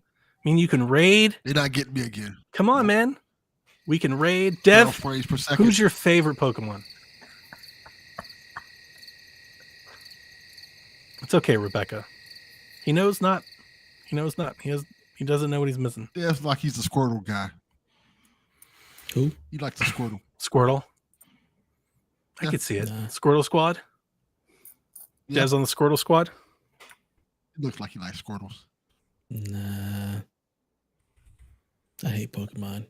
Hate them so much. Love every Pokemon. My son has started playing one of the Pokemon game I got him for Christmas, and he's like really digging it. Respect to Nintendo for the franchise and keeping it going and making a lot of money. I mean, it's not for me anymore. Okay, moving on. Xbox detailed their Pride Month celebration. They'll have a new Pride controller. Tell Me Why is free everywhere. You can get on Game Pass, you can get Xbox, you can get on Steam. It's free anywhere. That's dope. Halo and Forza are getting Pride, icons and badges and gear and armor sets and all that stuff. And then there's a Pride gear shop where you can actually pick up Pride-styled T-shirts and keychains and all the other things. I saw an Obsidian Studio Development T-shirt that's all Pride, and I saw that they did a Q&A today with some of their own developers celebrating Pride Month. So they went all in, I think, as much as like a corporation could. And yeah, it looks great. I think I'm going to buy Jack that controller. Excellent. Nope. Yeah. I am so happy that they are treating Pride Month better than I've seen some of these companies treat Juneteenth. Mm-hmm. Oh, have you seen some of this stuff? Oh my! Oh, it's not. Get your Juneteenth plates. I have not seen this, gentlemen. We need to talk post show. We need to talk. God. And then something that I actually really want to talk about a little bit today. We got first gameplay, like real gameplay snippet of Sonic Frontiers, which is a game that you've probably heard me mention on the podcast, listeners, multiple times because I've been kind of into it since they've shown it. And today, I thought it looked great, which is not what the internet is. Not what the internet is saying. The internet is pissed. Really? They think this game looks bad. Yeah, they really do. I was surprised. I said that. He said he don't like how it looks. I didn't catch it until I clicked on. I saw Sonic was trending, and I clicked on it, and it was just like that IGN tweet, like that first thing. Like, go read the thread about that thing, dude. Their people just hate it. Like the worst. They were like, it's the worst Sonic game ever. I don't necessarily know what it is, but it doesn't matter because we're not here to report on what the internet thinks. We're here to report on what we think. I think it looks great. I'm very excited. I think today's demo took me from like intrigued to I think I'm day one purchase on this one now. Like I think I'm gonna buy Sonic because I love like this. I want to play the Sonic game, which is what I tweeted today. Like I want to play the Sonic game because like this almost like realistic take on a world, like but with Sonic. And then like all these towers and these like platform, like little adventures, like just go off into this place and figure it out and find stuff. Like that's kind of my jam. I love curling up and like vegging out and just playing something like that. And I think they have like, obviously people are going to say Breath of the Wild, and I understand it. It's not, I don't think it's Breath of the Wild really at all. No. I can make a lot of arguments, but I don't even want to do that. If you've ever played Sonic Adventure, or any of like their open world, like kind of Sonic games, like this is kind of a modern natural evolution of that. So you play Sonic Lost World and stuff like that. Obviously it's much bigger. And like the Breath of the Wild comparison never come out anywhere because they get the little piano ditties and stuff throughout. Yeah. But There's two things you can count on in life with Donnie. If it's golf, he's gonna review it. If there's towers and things to find, he's gonna climb those towers. Probably, yeah. I like that the exploration and the discovery, and like watching them climb that tower and like all the different mechanics that they had to scale to the top, because the person didn't even make it. Right, he jumped off afterward, like halfway up. He ran up the thing and he missed the jump. And I was like, I definitely want to spend a weekend like just jumping around. Like, how do I get up there? Like there's a lot of games that just let you fly there. That's no fun. Like, let me figure out how to get up there. Like say the original platformer, right? Yep. And I do think the game looks good. That's another thing. A lot of people think the game was bad. I think just the presentation, like visually, the game looks solid. People are like, oh, it's framing. It's like, it's not even out yet. I don't even know what's coming out this year. Right. Guys, y'all it's a complaining preview. about frames in a preview. Preview. Like, come on. But yeah, I'm kind of into it. I want to play the Sonic game. I hope it comes this year. I hope it comes Game Pass. Is that because I just looked at it now because I hadn't had a chance to see it yet. Is that alpha, or do we know what? I think that game is supposed to. The game is scheduled for the end of this year. Whether it makes it or not, we don't know. But I think the game is in a playable demo state at the point. They're probably polishing. So they're probably trying to. Oh, go ahead. I was gonna say they're probably going to try to get it out, this fall, and if not, they'll delay to the spring. But I don't think it's like a ways out. So probably post alpha, pre beta is probably where they're at. Okay. Yeah. I mean, it honestly, I think it could look a little bit better, and it probably will when it gets into a final polish state. The mechanics look really cool, though. I agree with you. Like I was just looking at how you can move around, and that's the kind of stuff I'm talking about. I want to see like new things added into games, and that's the kind of stuff that it's definitely a new Sonic game. Yeah, no, absolutely. And a lot of people were saying that it's kind of empty, which is something I did talk about in the Discord. I do agree that it also kind of looks like that, but I also think like there's stuff to find. Like we've seen enemies, like we know they're there. We didn't see them in this gameplay, but maybe that zone doesn't have a lot of them. Maybe that's the first zone or something. Maybe they're different zones. Maybe need that open space for Sonic. I say maybe you go somewhere and then it drops you into a level or something, or or an arena. Like we don't know. Like it was the first time we've ever seen the game. So I'm just not ready to. Cool. Yeah, I'm not ready to just judge it off of that completely. Yeah, it looked pretty. It sounded great, and there's some cool looking mechanics for getting around the level. It does look new. I'm here for to Chase's point. It's like a new Sonic, But like for me, I think back of some other bad Sonic games that are like that, and I'm like, it's not that new. But then at time, like we want it to be good though. Like that's the thing. Like, can they make it good? We'll find out. But I want to find out. Elaine will bring up that sometimes she's just like interested. Like I want to see it, even if it's like broken or doesn't work, doesn't review well. Like I think that's curiosity is getting the better of me than anything else. Like I just like I want to play that. Like it looks cool. I want to check it out. That's why I do kind of wish it would come to Game Pass. My problems would be solved if they were like Game Pass, Sonic Frontiers this fall. I'm like, perfect. I don't have to buy it. Yep. Anything else before we do rumors? I got nothing. I was just going to say to the point about the whole, like what people think about games conversation. Like, man, most of these reveals that we get, like 9 times out of 10, they're post alpha pre-beta. Like, I don't understand. It's the internet, man. The internet's going to internet. I've done it too. I've definitely done it too. There's been several trailers that I've watched that didn't look really great. That when I went to rewatch them, I thought was like Metroid was one. When the first time we saw Metroid Dread, it was like, no way, this looks like a 3DS game. And then you wait for them to upload the 4K, and then it got better, and it got a lot better. It looked way better than that. So I've done it too, but yeah, it's just the internet. Buy or sell should be fun this week. An official tweet from the Japanese Sega Twitter account says, urgent notice, live broadcast to announce Sega's new project will be delivered on June 3rd. And both Miyazaki and Okunari will be there, both of whom announced the Mega Drive Mini, the Genesis Mini, in 2019. So this has led tons of speculation. I think the only time that these two have done something together was when they launched the Genesis Mini, and they've talked about launching other minis in the past.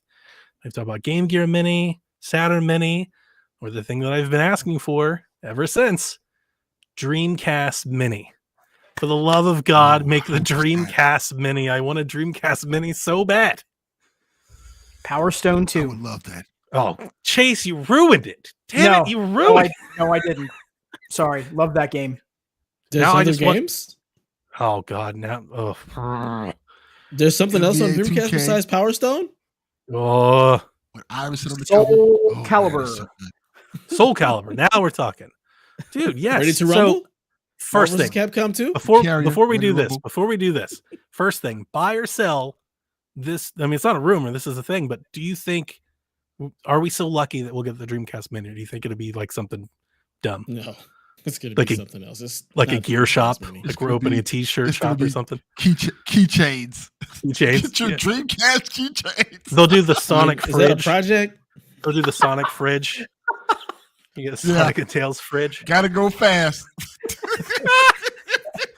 We will freeze your drinks faster than any other. Yeah, I mean, obviously, I feel like if the Dreamcast Mini was that close to announcement, I feel like it'd be rumored better. But Mhm. maybe they've kept it secret. But that's what I want it to be. I want it to be a Dreamcast Mini. And yeah, definitely no Power Stone. You can just leave that off. But definitely like Jet Set Radio, Sega No. GT, No. That's it, radio. Sonic Adventure, No. Resident Crazy Evil, Taxi. Ready to Rumble, Crazy Taxi, Oh Soul my God, I Calibur, want to throw your Dreamcast out the Virtua window. Tennis, baby. And Ugh. Power Stone 2. Oh, yeah, All right, that's keep it. going. Not that. Nope, don't like Keep that. going. Keep going. You can say it all you want. Keep going. I like it. Tony Hawk. I mean, I'm just gonna mod Tony it. So Hawk. I'm gonna mod it. So I'm gonna take Power Stone off of it. So I don't have to worry about it.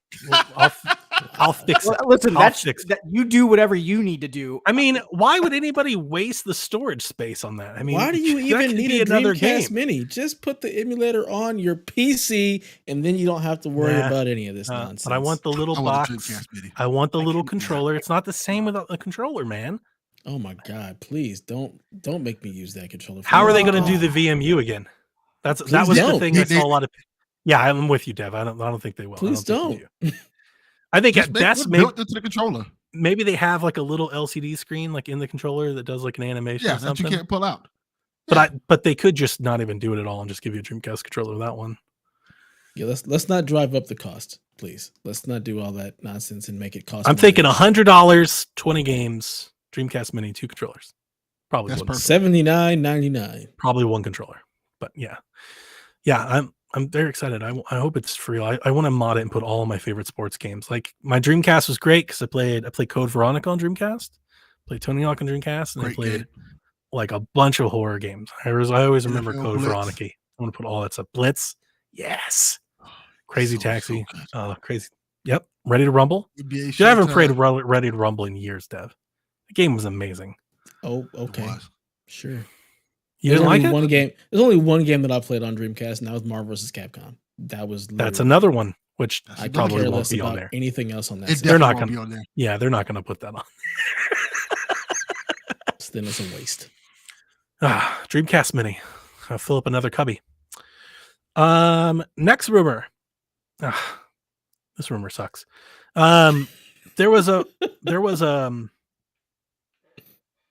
Xbox Newscast podcast had a guest, and he floated this rumor, which I don't actually think is his rumor. But before I get to that, let's talk about the rumor. He says that Playground is not having a super solid time with Fable, and that they're saying that the game is being stripped down, and that they're having a hard time translating Fable, an RPG, using the Forza Tech engine. The reason I say it, I don't think this is actually his rumor, is because when I saw it got tweeted out by an Xbox influencer and then started making the rounds. This is the exact same report that came out a year ago, like in a Spanish like video game blog. I think there was a former dev that said exactly this, that Playground was struggling to get a Fable game running. The only thing the reason I say that, obviously I'm selling this. I'm not buying this as a rumor because I think there's a few things obvious here. it's a very extremely vague tweet.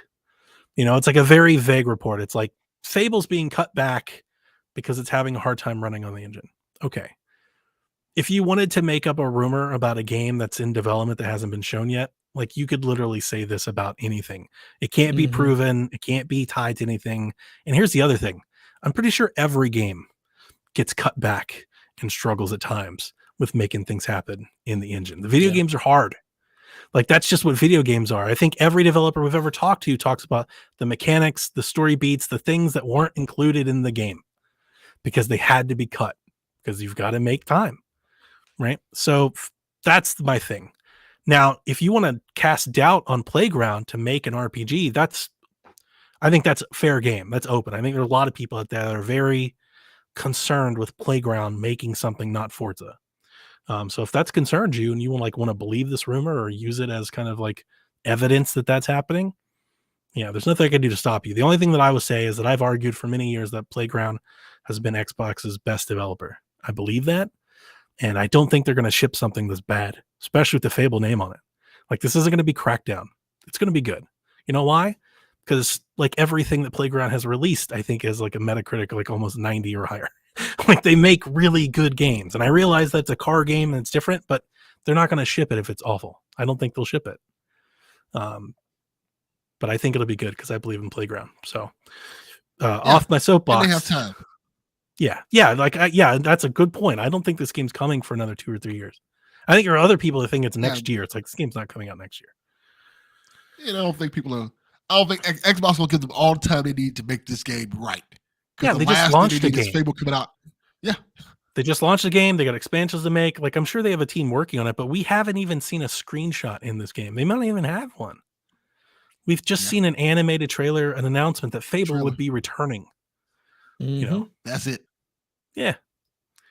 So I'm not worried about it, but you sold me, Dev. I'm good. You sold me. I believe in Donnie Reese. I don't I don't honestly, until I hear from a company, I don't believe rumors and speculation. So honestly, I've seen too many times over the years where, like you just said, Donnie, games run into issues. It's a known fact that they do. It's not like it's the end of the world. Sometimes you have to go back and reset and you have to redo stuffs with game engines. Like it's not uncommon. So for me, this is a non-story. Okay. The last one, buy or sell. We have a big old banner if you've went to visit the Xbox Design Lab website with a big old banner that says that, sorry, we're not taking yours anymore. We'll be back very soon with special content. So what do you guys think? Buy or sell? Xbox is doing something fun for E3 with their Xbox Design Lab. For what? Buy. Xbox Design Lab, Dev. Yes, buy. But for what? You said E3? What's that? For E3, for their showcase. For the Xbox Bethesda Summer the Xbox of Games Showcase. Oh, okay. Because you said E3 and I didn't understand. That's the new term. Okay, Squirtle Squad. I'm here for it. Whatever. Right? Buy or sell that Xbox is doing controller stuff. Sure. Delvin? Bye. Yeah, bye. The way Dev answered, like, I don't care. Well, let me ask you this: what do you think it is? What do you think? What do you think it is, and what would you like it to be? Are you asking me? I'm asking anybody who wants to talk. Okay, because I have no idea. I've never think been it's to going to the be a design Juneteenth controller. I have. Wow. I have a. Delvin is really on this today. This is on his mind. Did you notice in that little kind of like PR promotional piece that they kind of had certain parts of the controller highlighted? I think there might be like a middle ground between the Elite controller and like a normal controller. That was something I was thinking about for a while, is that there's kind of a space for that right now that Xbox isn't really meeting. And there's a lot of people that don't want to go spend $200 on an Elite controller. So if you can provide something that's like $125 that gives you maybe some better haptic metal options. sticks. Exactly. For customization. I'm glad you mentioned haptics, because Phil went on record like shortly after the Series X launched, and he talked about how much he really likes the DualSense controller. He says he would like to incorporate some of that. So there's a lot of people that are thinking we're getting a brand new controller, like that's all DualSensified. I just that promotional piece, and again, just from having experience over the years with some marketing components, you don't highlight parts of the controller like that if that doesn't imply that there's something changing in those areas. So that's what kind of stood out to me, is that we might be getting kind of that, not the entry level controller, but kind of that mid tier controller between the Elite and the normal controller. Okay. Delvin? I think we could probably get a haptic feedback controller, or at least an announcement for it. I think that it's time. Yeah. All the games are starting to include it in there, and I think it'll be cool for Xbox to do it. Xbox. I think the biggest reason to do it would be to ensure that their controller is the main controller on PC. Yep, 100%. I think seeing the DualSense get some support with some developers is probably the biggest reason for them to do that, because they dominate with accessories on the PC when it comes to that. And that's a big part of their business. And I don't think they even want to leave it up for debate.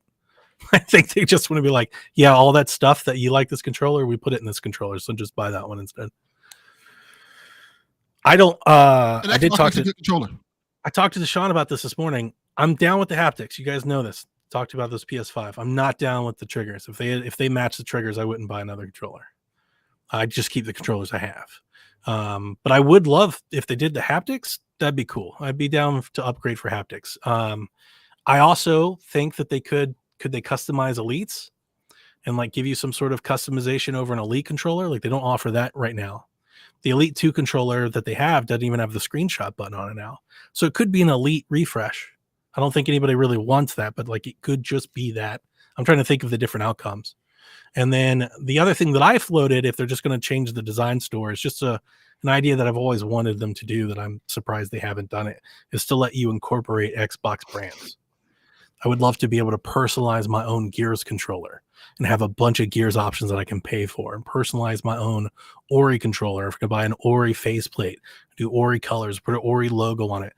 It would be really cool if they came back with like That'd be really cool. Here's the new Design Lab studio, and you can do all of this customization. You've got all of this creativity to go nuts.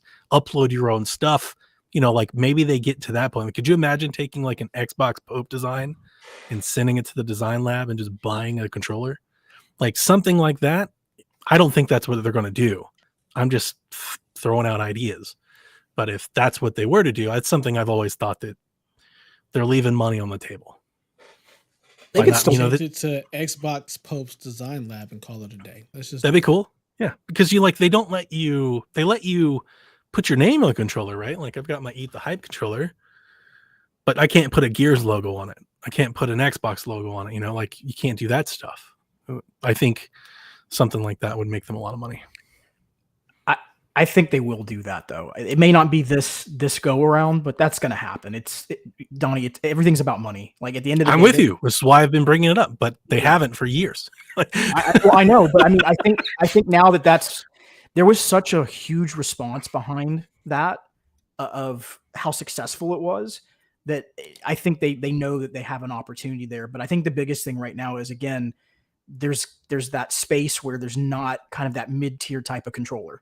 That's the thing that makes the most sense to me, is I think that's what they're going to be looking for here, is that price point between the Elite and a regular controller. Yep. It just makes the most sense. So the Elite, we've got the regular controller at 60. I do one with haptics and stuff for like 80. And then or 90 to 100, somewhere in that range. Yeah. Because the Elite's about what, 200, give or take? Is it? Yeah, it's pretty high. It's expensive. I don't think I've ever paid over 125 for an Elite 2, but I definitely know that it's more than that.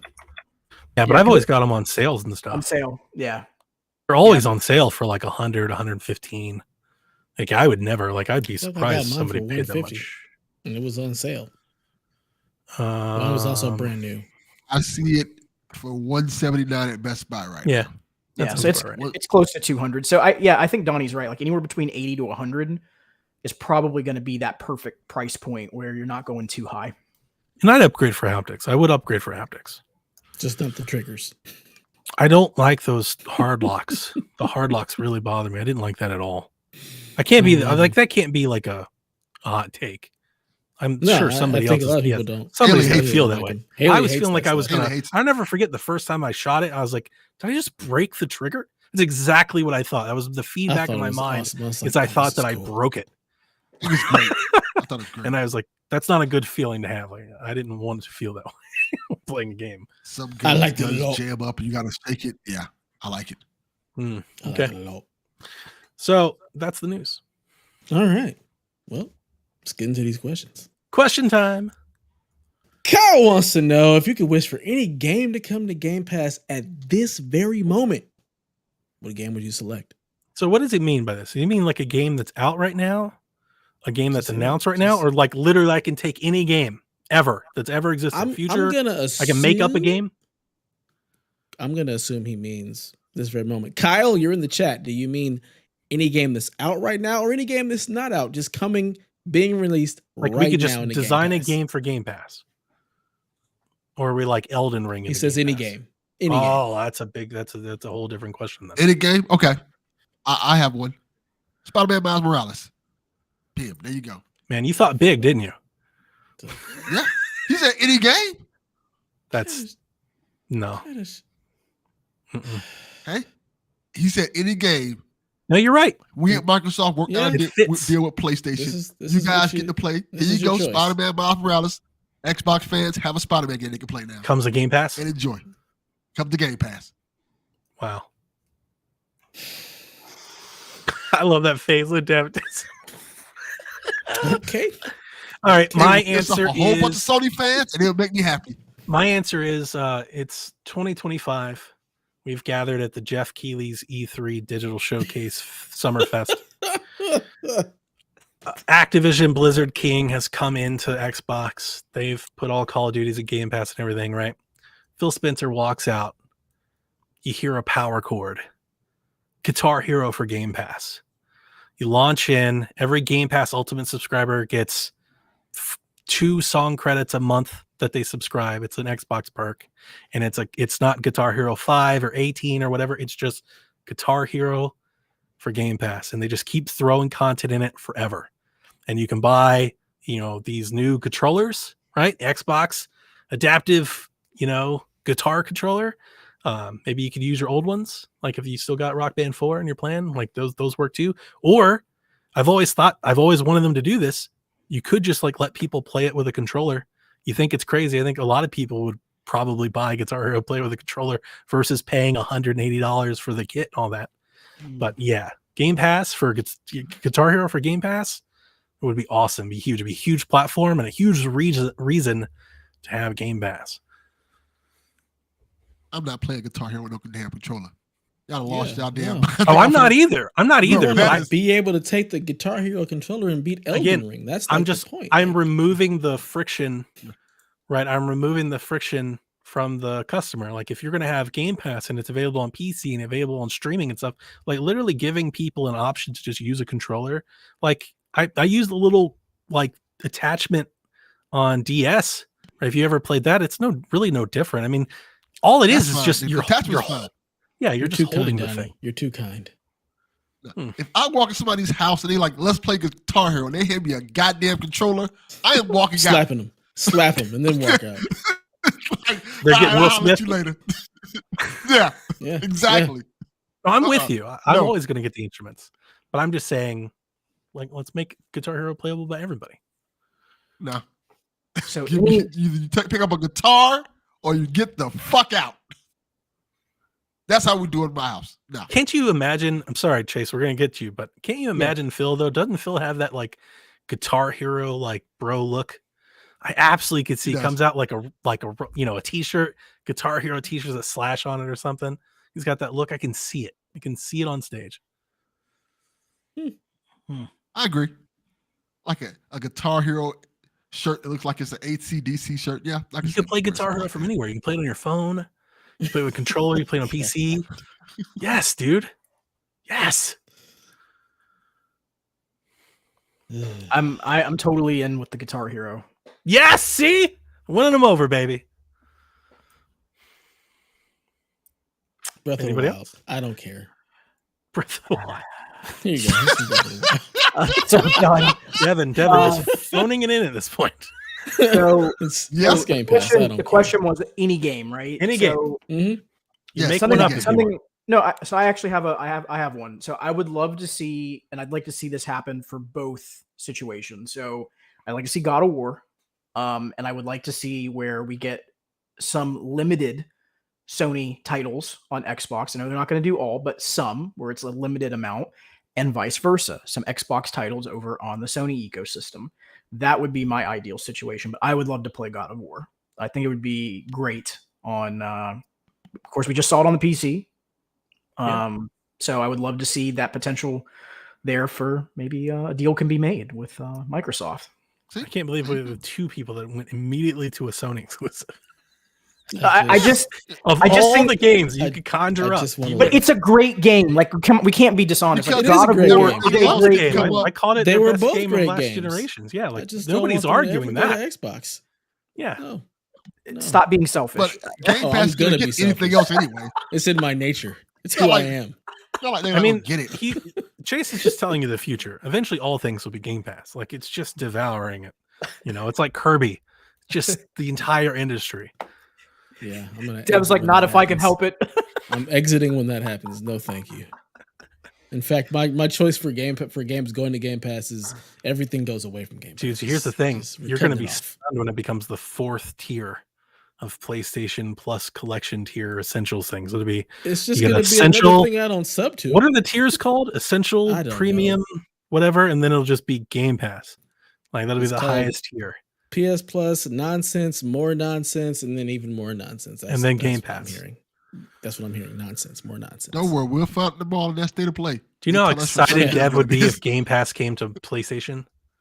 Dev would be all in. We just completely convert him that day. No, because you posted that deal for $1, and I was like, oh, nah, there's nothing here I want to play. No, thank you. I'm not even gonna waste my $1. I don't believe for that. $1. For what? I'm not gonna play anything that's in there. That's the thing. It's $1, right? Hold on. I've had Game Pass for $1. He's got to twist that knife. It's the only knife he's got left, Delvin. It's the only knife he's got left. Let him have this. There's nothing right now, but there could be. Let him have it, Chase. Chase. To stay subscribed. That's literally cheaper than a bottle of soda. Again, this is the only thing he has left, guys. You're chipping away at his last hold. Like this is his line in the sand. Let him have it. No, thank you. No, thank you. Next question from Shogunate. He says, EA is open for merger or acquisition. What's going on in the gaming industry? Or is it that everybody wants to help share the financial burden of game development? It's definitely not that. Nope. That is not it at all. If you don't mind, I will answer this one real quick, and then I'm done as far as like saying anything further on it. You just quit the show? No. Damn, Chase. Mic drop. Mic drop. No, so it's totally what we were talking about earlier at the beginning of the show, where I mentioned about this whole entertainment ecosystem play. And what's really interesting is this comment that Phil Spencer made back in 2019 about 2 major companies coming in and disrupting the marketplace. And who were they? Amazon and Google, right? And what have we seen over the past year and a half specifically is everyone getting IP and content except Amazon and Google. These companies are all working closely together. GeForce Now as well. I'm bringing that up as an example, just again, because of some of the partnerships we've seen.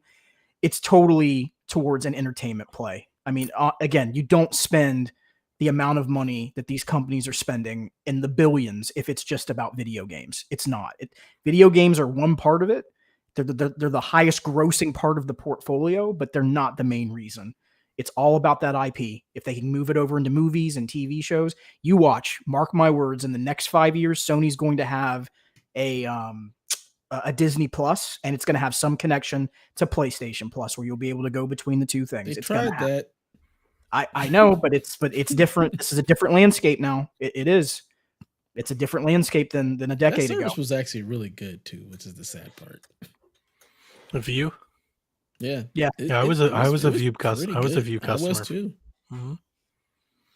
It was the best out of the streaming platforms, honestly speaking. Mm-hmm. Yep. It was really good. Then they started taking stuff away from like, damn, this is finna go away.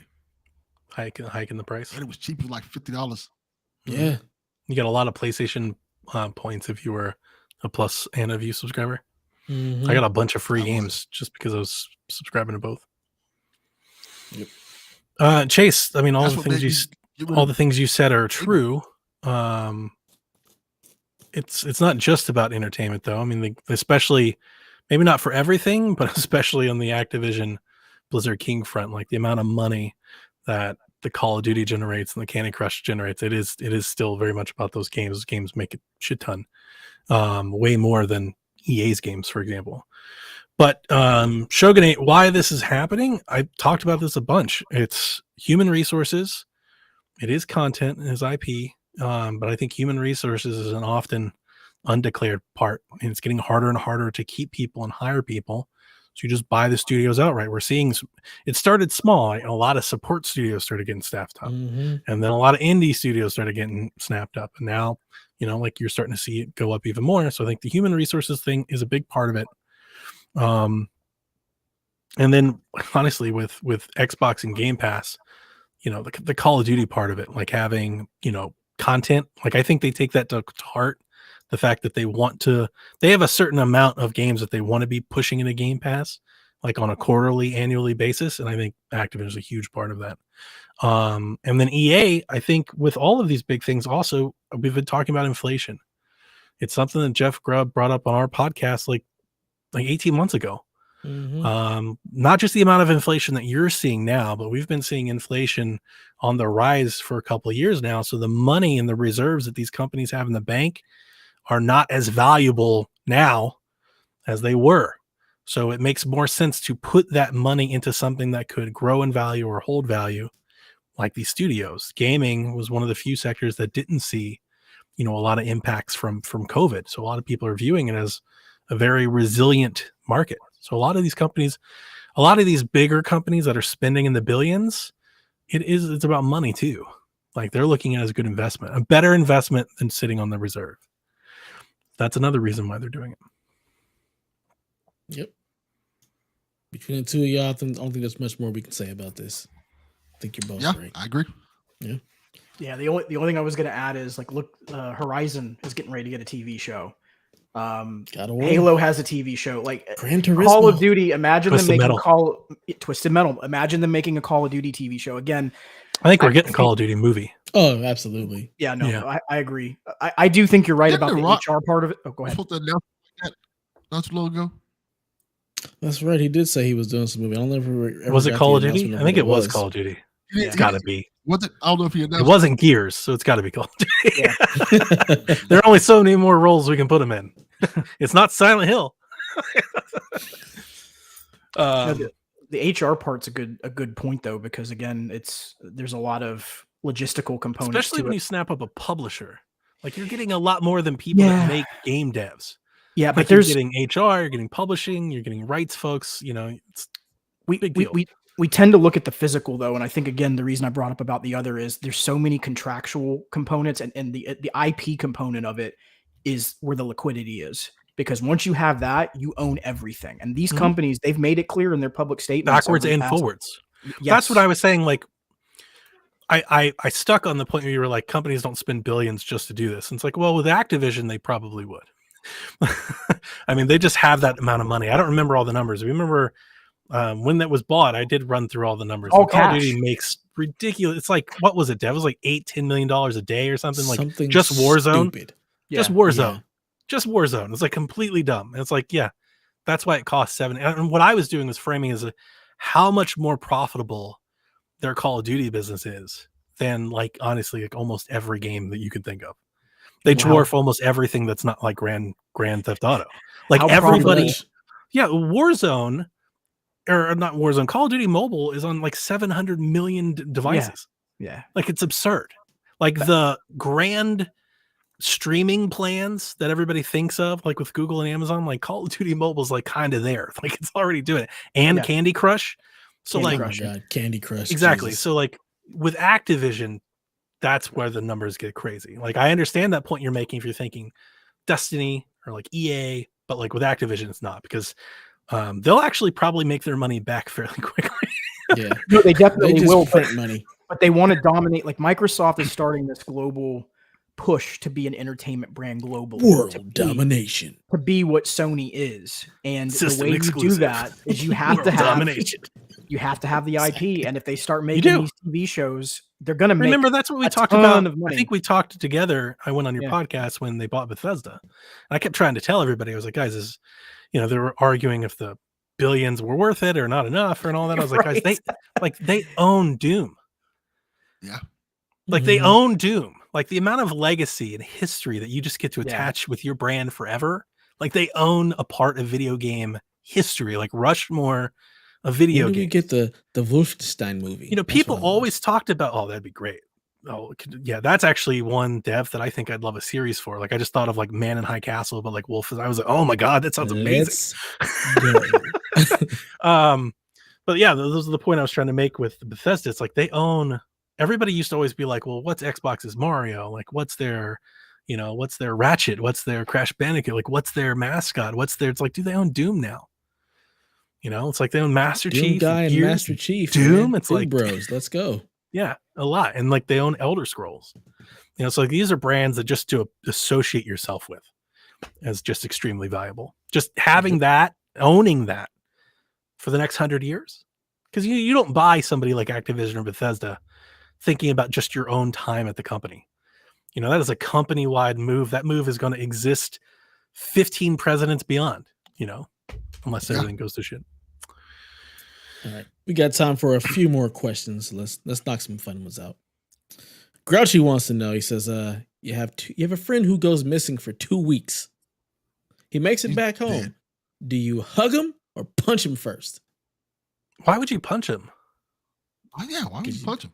Because you've been missing for 2 weeks. It's like, where you been? You ain't said nothing. Bow, punch in the face. What if he was kidnapped? It can Yeah, happen. I definitely wouldn't do that. I mean, I wouldn't punch nobody. I wouldn't, but I I would hug understand him. where he's coming from. I'm trying to think if there's I'd hug anybody him I was and like, then punch him. I thought to myself in that moment you were talking, Dev, here's what I thought. I said, do I know anybody that I'd be upset if they left for 2 weeks?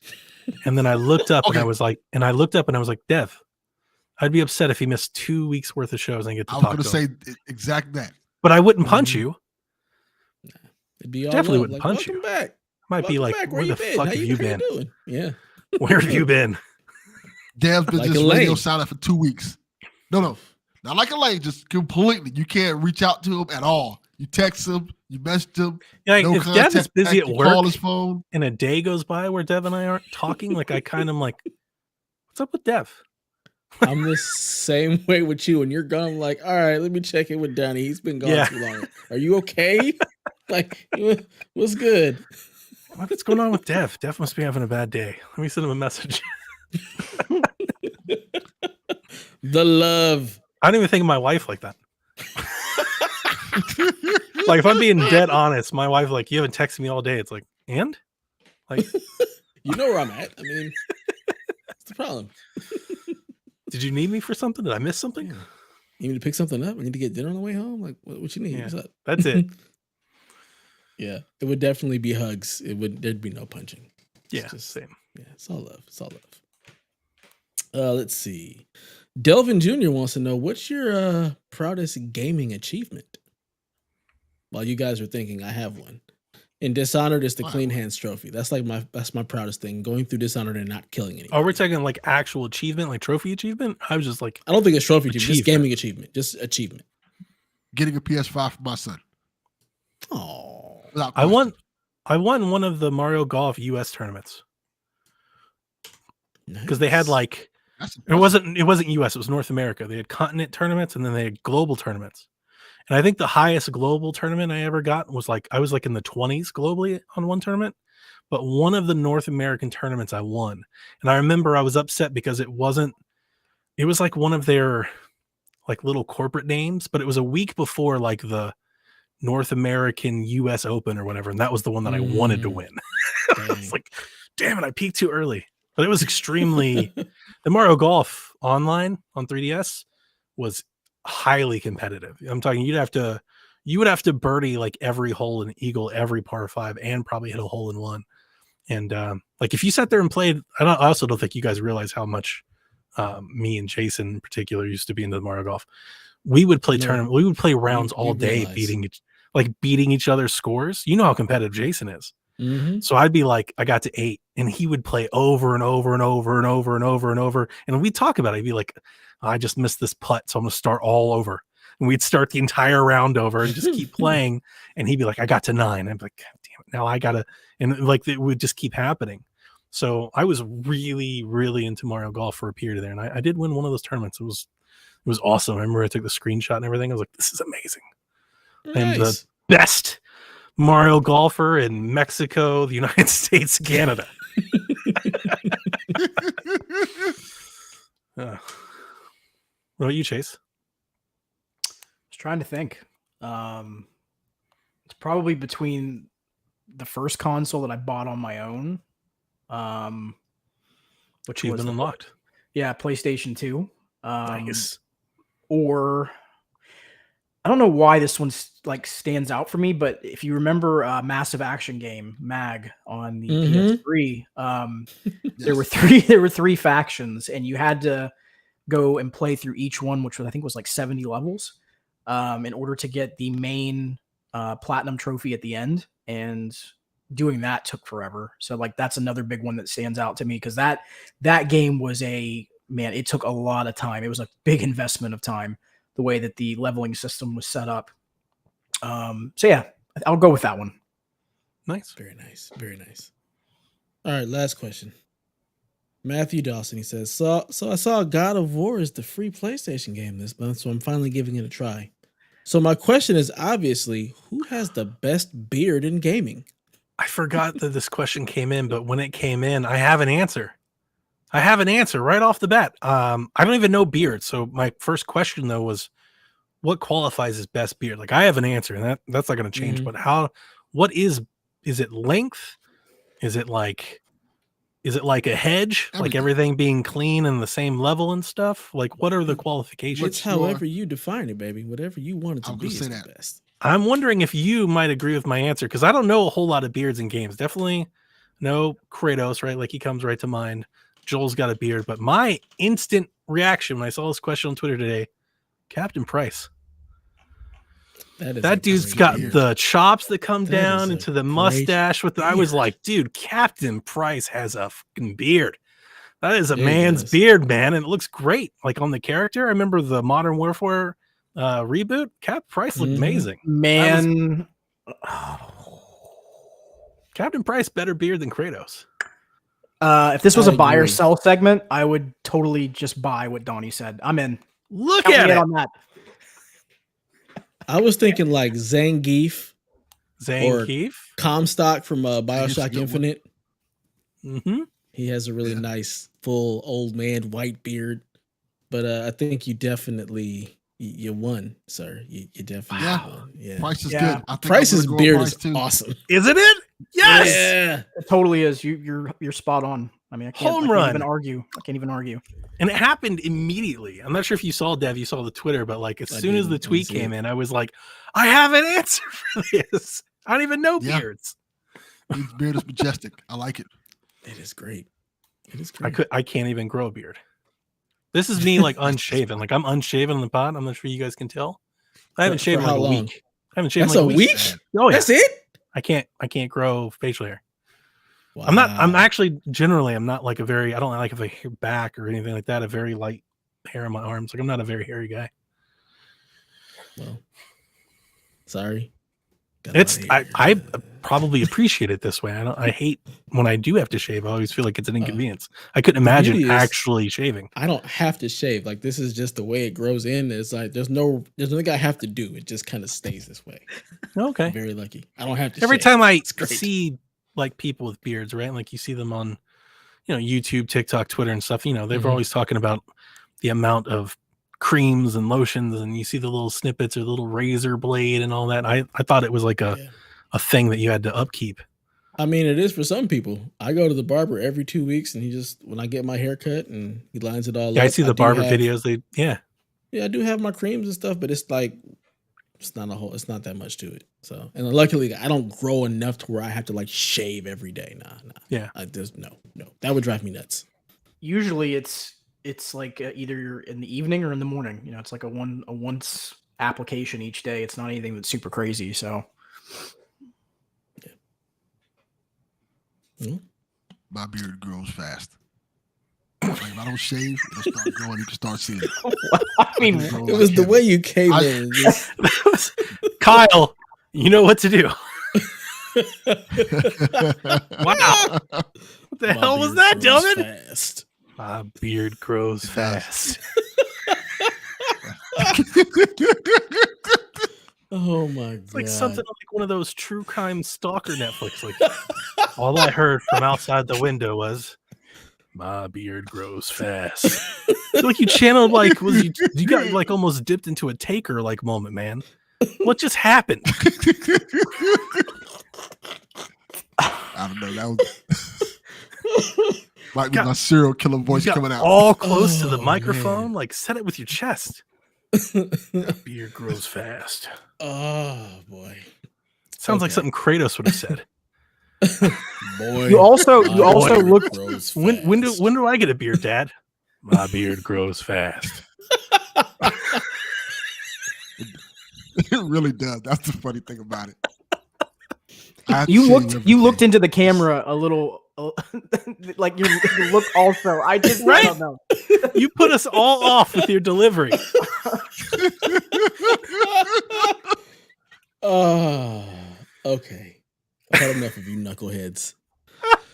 Oh, that's going to do it for episode 39. Please feel free to follow us over on the Twitters at PSVG. Subscribe to us on YouTube. Follow us on Twitch. All that good stuff. And unless you guys have anything else, My beard grows fast.